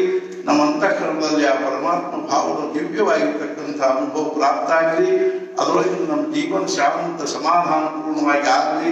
ಪರಮ ಪೂಜ್ಯ ಕೆಲವು ಗುರುಗಳು ನಿನ್ನೆ ಅವರು ಅರ್ಥಾತ್ ಅವರು ದೇಹ ಭಾವದಿಂದ ಇದ್ದಾಗೂ ಅವ್ರು ದೇಹ ಭಾವದಲ್ಲಿರುವುದಿಲ್ಲ, ದೇಹ ಬಿಟ್ಟರು ಸಹಿತ ಅವರೊಳಗೆ ಯಾವುದೇ ಪ್ರಕಾರವಾಗಿರ್ತಕ್ಕಂಥ ಏನು ಫಲಕ ಆಗಂಗಿಲ್ಲ. ಅವ್ರು ಯಾವಾಗಲೂ ಆತ್ಮಭಾವದಲ್ಲೇ ಇರ್ತಕ್ಕಂಥವ್ರು. ಆದ್ರೆ ಅಜ್ಞಾನಿಗಳಾಗಿರ್ತಕ್ಕಂಥ ನಮ್ಮ ದೃಷ್ಟಿಯಲ್ಲಿ ಅವ್ರು ಹೋದ್ರು, ಅವ್ರು ಹುಟ್ಟಿದ್ರು, ಅವ್ರು ಬೆಳೆದ್ರು, ಅವ್ರು ದೊಡ್ಡವರಾದ್ರು, ಅಥವಾ ಅವ್ರು ಹಂಗ್ ಮಾಡಿದ್ರು ಹಿಂಗ್ ಮಾಡಿದ್ರು, ಅವ್ರ ದೇಹ ಬಿಟ್ಟು ಇತ್ಯಾದಿ ನಮ್ಮ ಕಲ್ಪನೆಗಳಷ್ಟೇ ಹೊರತು ವಸ್ತುಸ್ಥಿತಿಯಲ್ಲಿ ಅವ್ರು ಹುಟ್ಟಿಲ್ಲ, ಅವ್ರು ಬೆಳೆದಿಲ್ಲ, ಅವ್ರು ಹೋಗಿಲ್ಲ. ಆತ್ಮ ಅನ್ನುವಂಥದ್ದು ಅನಾದಿಯಾಗಿರೋದು, ಅನಂತವಾಗಿರ್ತಕ್ಕಂಥ ಆತ್ಮ ಸ್ವರೂಪದಲ್ಲಿರ್ತಕ್ಕಂಥ ಸತ್ಪುರುಷರು ಅವ್ರು ಹುಟ್ಟಿದ್ರು, ದೊಡ್ಡವರಾದ್ರು, ಬೆಳೆದ್ರು, ಅವ್ರಿಗೆ ಕೆಮ್ಮಿತ್ತು, ಅವ್ರಿಗೆ ನೆಗಡಿತ್ತು, ಅವ್ರಿಗೆ TB ಆಗಿತ್ತು, ಅವ್ರಿಗೆ ಡಯಾಬಿಟಿಸ್ ಆಗಿತ್ತು, ಅವರಿಗೆ ಜ್ವರ ಬಂದು ಅವ್ರಿಗೆಲ್ಲ ಅನ್ನುವಂಥದ್ದೆಲ್ಲ ಅವ್ರ ದೇಹಕ್ಕೆ ಆಗ್ತಕ್ಕಂಥವುಗಳೇ ಹೊರತು ಆ ದೇಹ ಅನ್ನುವಂಥದ್ದು ದೇಹ ಧರ್ಮಕ್ಕನುಸಾರವಾಗಿ ಅದು ಹುಟ್ಟುತ್ತದೆ, ಬೆಳೀತದೆ, ಕ್ಷೀಣ ಆಗ್ತದೆ, ವೃದ್ಧಿ ಆಗ್ತದೆ, ಕ್ಷೀಣ ಆಗ್ತದೆ, ನಾಶ ಆಗ್ತದೆ ಅನ್ನುವಂಥದ್ದೇ ಹೊರತು ಆತ್ಮಭಾವದಲ್ಲಿರ್ತಕ್ಕಂಥ ಅದನ್ನೇ ನಾವು ಮುಖ್ಯವಾಗಿ ತಿಳ್ಕೋಬೇಕಾದ್ರೆ ಅನಾದಿಯಾಗಿರ್ತಕ್ಕಂಥ ನನ್ನನ್ನ ಹುಟ್ಟಿದ್ರು ಇಂಥ ದಿವಸ ಹುಟ್ಟಿದ್ರು ಅಂತಾರೆ ಅಂದ್ರೆ ಆದಿಯನ್ನು ಹೇಳ್ತಾರೆ. ಅನಂತನಾಗಿರ್ತಕ್ಕಂಥ ನನ್ನನ್ನ ಇಂಥ ದಿವಸ ದೇಹ ಬಿಟ್ಟರು ಅಂತ ಹೇಳ್ತಾರೆ. ನಂಗೂ ಹಾಗೆ ಭಗವಂತನ ವಿಷಯದಲ್ಲಿ ಸತ್ಪುರುಷರ ವಿಷಯದಲ್ಲಿ ಇವೆಲ್ಲ ನಮ್ಮ ನಿಜವಾಗಿಯೂ ಏನೊಂದು ಭ್ರಮೆ ಆಗಿರ್ತಕ್ಕಂಥವುಗಳು. ಆ ಒಂದು ದ್ವೈತ ಭಾವದಲ್ಲಿ ನಾವು ಇರೋದರಿಂದಾಗಿ ಆದರೂ ಸದ್ಗುರುಗಳ ವಿಷಯದಲ್ಲಿ ನಮಗೆ ದುಃಖ ಆಗೋದು ಸ್ವಾಭಾವಿಕದ. ಯಾಕೆಂದ್ರೆ ಅವರ ಅನುಗ್ರಹದಿಂದ ನಮ್ಮ ಜೀವನದಲ್ಲಿ ಬಹಳಷ್ಟು ನಮಗೆ ಶಾಂತಿ ಸಮಾಧಾನ ಪ್ರಾಪ್ತ ಆಗಿರ್ತದೆ. ಆದ್ರಿಂದ ನಮಗೆ ದುಃಖ ಆಗುವುದು ಸ್ವಾಭಾವಿಕದ. ಆದ್ರೆ ವಸ್ತುತಃ ಏನಲ್ಲ ಅಂದ್ರೆ ಸದ್ಗುರುಗಳು ಅಖಂಡವಾಗಿ ನಮ್ಮ ಸಹವಾಸದಲ್ಲಿ ಇರ್ತಕ್ಕಂಥವ್ರ ಆತ್ಮಭಾವದಿಂದ. ಆದ್ರಿಂದನೇ ಬ್ರಹ್ಮಾನಂದ ಮಹಾರಾಜರು ದೇಹ ಬಿಟ್ಟು ಕೂಡಲೇ ಅಲ್ಲಿ ಪ್ರತ್ಯಕ್ಷವಾಗಿ ಅವರಲ್ಲಿ ಹೋಗಲ್ದನೆ 2 ದಿವಸ ಅವ್ರು ಏನದಂದ್ರೆ ಏಕಾಂತದಲ್ಲಿ ಇದ್ದು ಬಿಟ್ರು. ಕೊನೆಗೆ ಆಮೇಲೆ 3ನೇ ದಿವಸ ಹೋಗಿ ಅಲ್ಲಿಂದೆಲ್ಲ ಮುಂದಿದ್ದೆಲ್ಲ ಕ್ರಿಯೆಗಳನ್ನು ಮಾಡಿದ್ರು. ಮುಖ್ಯವಾಗಿ ಏನು ಅಂದ್ರೆ ಅವ್ರ ಪರಮಾತ್ಮ ಸ್ವರೂಪದೇ ಆಗಿರೋದ್ರಿಂದ ಅವರಿಬ್ಬರು ತಾದಾತ್ಮ್ಯತೆಯಿಂದಾಗಿ ಅವರು ಒಂದು ದೇಹದ ಭೌತಿಕ ದೇಹದ ಒಂದು ಈ ರೀತಿಯಾಗಿರ್ತಕ್ಕಂಥ ಒಂದು ದೇಹದ ಅವಸಾನ ಆಗೋದನ್ನ ಕಲ್ಪನಾ ಇದ್ರು ಅವ್ರೇನ್ ಮಾಡಿದ್ರು ಅಂದ್ರೆ ದುಃಖ ಅನ್ನುವಂಥದ್ದು ಎಷ್ಟು ಅವ್ರಿಗೆ ದುಃಖ ಆಯ್ತು ಅಂದ್ರೆ ಅರ್ಥಾತ್ ಅವ್ರು ಹೇಳಿದ್ರು. ಆ ಟೆಲಿಗ್ರಾಮ್ ಬಂದ ಕೂಡಲೇ ಆ ಟೆಲಿಗ್ರಾಮ್ ತಲೆ ಮೇಲೆ ಇಟ್ಕೊಂಡು ಹೇಳಿದ್ರು ಅರ್ಥಾತ್ ಏನು ಅಂತಂದ್ರೆ ನಾದ್ವೈತಂ ಗುರುನಾಶಃ ಅಂತ ತಿಳ್ಕೊಂಡು ಹೇಳ. ಗುರುಗಳ ಜೊತೆಗೆ ನಾವು ಅದ್ವೈತ ಭಾವದಿಂದ ಇರಬಾರ್ದು. ಅಂದ್ರೆ ನಾವು ಅವರು ಒಂದರಿ ಅಂತ ತಿಳ್ಕೊಂಡು ನಾವು ಅನ್ಬಾರ್ದು. ಗುರುಗಳೇ ನಾವು ಶಿಷ್ಯರೇ ಅನ್ನೋ ಭಾವದಲ್ಲೇ ಇರಬೇಕು. ಆ ದೃಷ್ಟಿಯಿಂದ ಬ್ರಹ್ಮಾನಂದ ಮಹಾರಾಜರ ಟೆಲಿಗ್ರಾಮ್ ತಲೆ ಮೇಲೆ ಇಟ್ಕೊಂಡು ತಳ ಕೂತ್ಕೊಂಡು ಹಳ್ಳಿ ಹತ್ರ ಹೊಂಟವ್ರೇನು ಅಂತಂದ್ರೆ 2 ರೂಪಾಯಿ ಖರ್ಚು ಮಾಡಿದ ನಾವು ಪ್ರತ್ಯಕ್ಷ ನಡೆದಾಗ ಬ್ರಹ್ಮನನ್ನು ನೋಡ್ತಿದ್ದೀವಿ, ಇನ್ಯಾರು ನೋಡೋಣ ಸ್ವಾಭಾವಿಕದ. ಆಗೂ ಸಹಿತ ಅಂತರಂಗದಲ್ಲಿ ಅವರು ನಮ್ಮ ಸದ್ಗುರುಗಳನ್ನು ತಾವು ತಿಳ್ಕೊಂಡದ್ರಿಂದ ಮುಂದೆ ಅವರಿಗೆ ಏನು ಅಪೇಕ್ಷಾ ಇತ್ತು ಆ ಕಾರ್ಯದಲ್ಲಿ ತಮ್ಮನ್ನು ತಾವು ತೊಡಗಿಸಿಕೊಂಡು ತಮ್ಮ ಸದ್ಗುರು ಬಗ್ಗೆ ಇರ್ತಕ್ಕಂಥ ಸದ್ಗುರುಗಳ ಬಗ್ಗೆ ಇರ್ತಕ್ಕಂಥ ನಿಷ್ಠೆಯನ್ನ ಅವ್ರು ತಮ್ಮ ಆಯುಷ್ಯ ತುಂಬಾ ಅದನ್ನೇನ್ ಮಾಡಿದ್ರು ಕಾಯ್ಕೊಂಡು ಹೋದ್ರು. ಆ ನಿಷ್ಠೆನೇ ಅವರಿಗೆ ಸದ್ಗುರುಗಳಾಗಿ ಅವರಿಗೆ ಅಖಂಡವಾಗಿ ಅವರಿಗೆ ಅವ್ರ ಸಹವಾಸದ ಸಾನ್ನಿಧ್ಯದ ಒಂದು ಭಾವ ಅವರಿಗೆ ಪ್ರಾಪ್ತ ಆಗ್ತಿತ್ತು. ಅಂಥ ಒಂದು ಸದ್ಗುರುಗಳ ವಿಷಯದಲ್ಲಿ ನಾವು ಅಂಥ ಭಾವವನ್ನು ಹೊಂದಬೇಕು. ಸತ್ಪುರುಷರ ವಿಷಯದಲ್ಲಿ ಅವ್ರ ದೇಹ ಭಾವದಿಂದ ಹೋಗಿದ್ರು ಸಹಿತ ಆತ್ಮ ಭಾವದಿಂದ ಇರ್ತಾರೆ. ಜ್ಞಾನೇಶ್ವರ ಮಹಾರಾಜರಂತೂ ಸಂಜೀವನಿ ಸಮಾಧಿ ತಗೊಂಡ್ರು ಅವ್ರು ಇವತ್ತಿಗೂ 800 ವರ್ಷಗಳಾದ್ರೂ ಅವ್ರೇನಿದ್ದಾರೆ ಅಂದ್ರೆ ನಮ್ಮೆಲ್ಲರ ಅಂತಃಕರಣದಲ್ಲಿ ಇದ್ದುಕೊಂಡು ನಮಗೆ ಒಂದು ಸದ್ಭಾವನೆಗಳನ್ನು ಸದ್ವಿಚಾರಗಳನ್ನು ಅವರು ಪ್ರೇರಣೆ ಮಾಡ್ತಾ ಇರ್ತಾರೆ. ಆದ್ರಿಂದ ಅಂಥ ಸತ್ಪುರುಷರು ಮಾಡಿರ್ತಕ್ಕಂಥ ಪ್ರಾರ್ಥನೆಯನ್ನ ವಿಶ್ವಾತ್ಮಕನಾಗಿರ್ತಕ್ಕಂಥ ಪರಮಾತ್ಮಗೆ ಮಾಡಿರ್ತಕ್ಕಂಥ ಪ್ರಾರ್ಥನೆಯನ್ನ ನಾವೆಲ್ಲರೂ ಅಂತಃಕರಣ ಪೂರ್ವಕವಾಗಿ ಶ್ರವಣ ಮಾಡೋಣ ಮತ್ತು ಅದನ್ನ ನಾವು ಅದೇ ರೀತಿಯಾಗಿ ಭಗವಂತನ ಪ್ರಾರ್ಥನೆ ಮಾಡೋಣ. ಏನು ಅಂದ್ರೆ ಈಗ ಈ ವಿಶ್ವಾತ್ಮಕ ದೇವನನ್ನು ಈ ವಾಕ್ಯದಿಂದ ಪೋಷಿಸುವೆನು, ಸಂತುಷ್ಟನಾಗಿ ಕೊಡಬೇಕಿದನ್ನು ಪ್ರಸಾದದಾನ. ದುಷ್ಟರ ಕುಟಿಲತೆ ದೂರವಾಗಲಿ, ಸತ್ಕರ್ಮದಲ್ಲಿ ಪ್ರೀತಿ ಹೆಚ್ಚಾಗಲಿ, ಪ್ರಾಣಿ ಮಾತ್ರದಲ್ಲಿ ಪ್ರೇಮ ಬೆಳೆಯಲಿ, ಜೀವ ಭಾವದಿಂದ ದೂರವಾಗಲಿ ಪಾಪ ತಿಮಿರ, ವಿಶ್ವ ಕಾಣಲಿ ಸ್ವಧರ್ಮ ಭಾಸ್ಕರ, ಪಡೆಯಲಿ ಪ್ರಾಣಿ ಮಾತ್ರ ಬಯಸಿದ್ದಲ್ಲ, ವರ್ಷಿಸುತ್ತ ಸಕಲ ಮಂಗಲ, ಸಂತ ಸಮೂಹ ಈಶ ನಿಷ್ಠೆಯುಳ್ಳ ಭೂಮಂಡಲದಲ್ಲಿ ಸದಾಕಾಲ ಗಟ್ಟಿಯಾಗಲಿ ಜನರಿಗೆ. ಸಚಲ ಕಲ್ಪತರುಗಳ ತೋಟವು ಚೈತನ್ಯ ಚಿಂತಾಮಣಿಯ ಗ್ರಾಮವು, ಮಾತನಾಡುವ ಸಮುದ್ರವು ಅಮೃತದ ಚಂದ್ರರಾಗಿದ್ದು ಅಲಾಂಛನ, ಸೂರ್ಯರಾಗಿದ್ದು ತಾಪಹೀನ, ಸದಾ ಸರ್ವರಿಗೂ ಸಜ್ಜನ ಸುಹೃದರಾಗಿರಲಿ. ಹೆಜ್ಜೆಯನ್ನು ಸರ್ವರೂ ಆಗಿ ಸುಖಿಗಳು ಸಂಪೂರ್ಣ 3 ಲೋಕಗಳು ಭಜಿಸಲಿ ಯಾವಾಗಲೂ ಆದಿಪುರುಷನನ್ನು ಹಾಗೂ ಗ್ರಂಥೋಪಜೀವಿಗಳಿಗೆ ವಿಶೇಷವಾಗಿ ಲೋಕದೊಳಗೆ ದೃಷ್ಟಾದೃಷ್ಟ ವಿಜಯ ಅವರಿಗೆ ಪ್ರಾಪ್ತವಾಗಲಿ. ಆಗ ಶ್ರೀ ವಿಶ್ವೇಶನೆಂದನು ಪಡೆದುಕೋ ಪ್ರಸಾದ ದಾನವನ್ನು, ಈ ವರದಿಂದ ಶ್ರೀ ಜ್ಞಾನದೇವನು ಸುಖಿಯಾದನು, ಈ ವರದಿಂದ ಶ್ರೀ ಜ್ಞಾನದೇವನು ಸುಖಿಯಾದನು. सद्गुरुनाथ महाराज की जय, श्री ज्ञानेश्वर महाराज की जय। कुंडली कवंदे हरि विठ्ठल, श्री ज्ञानदेव पंढरीनाथ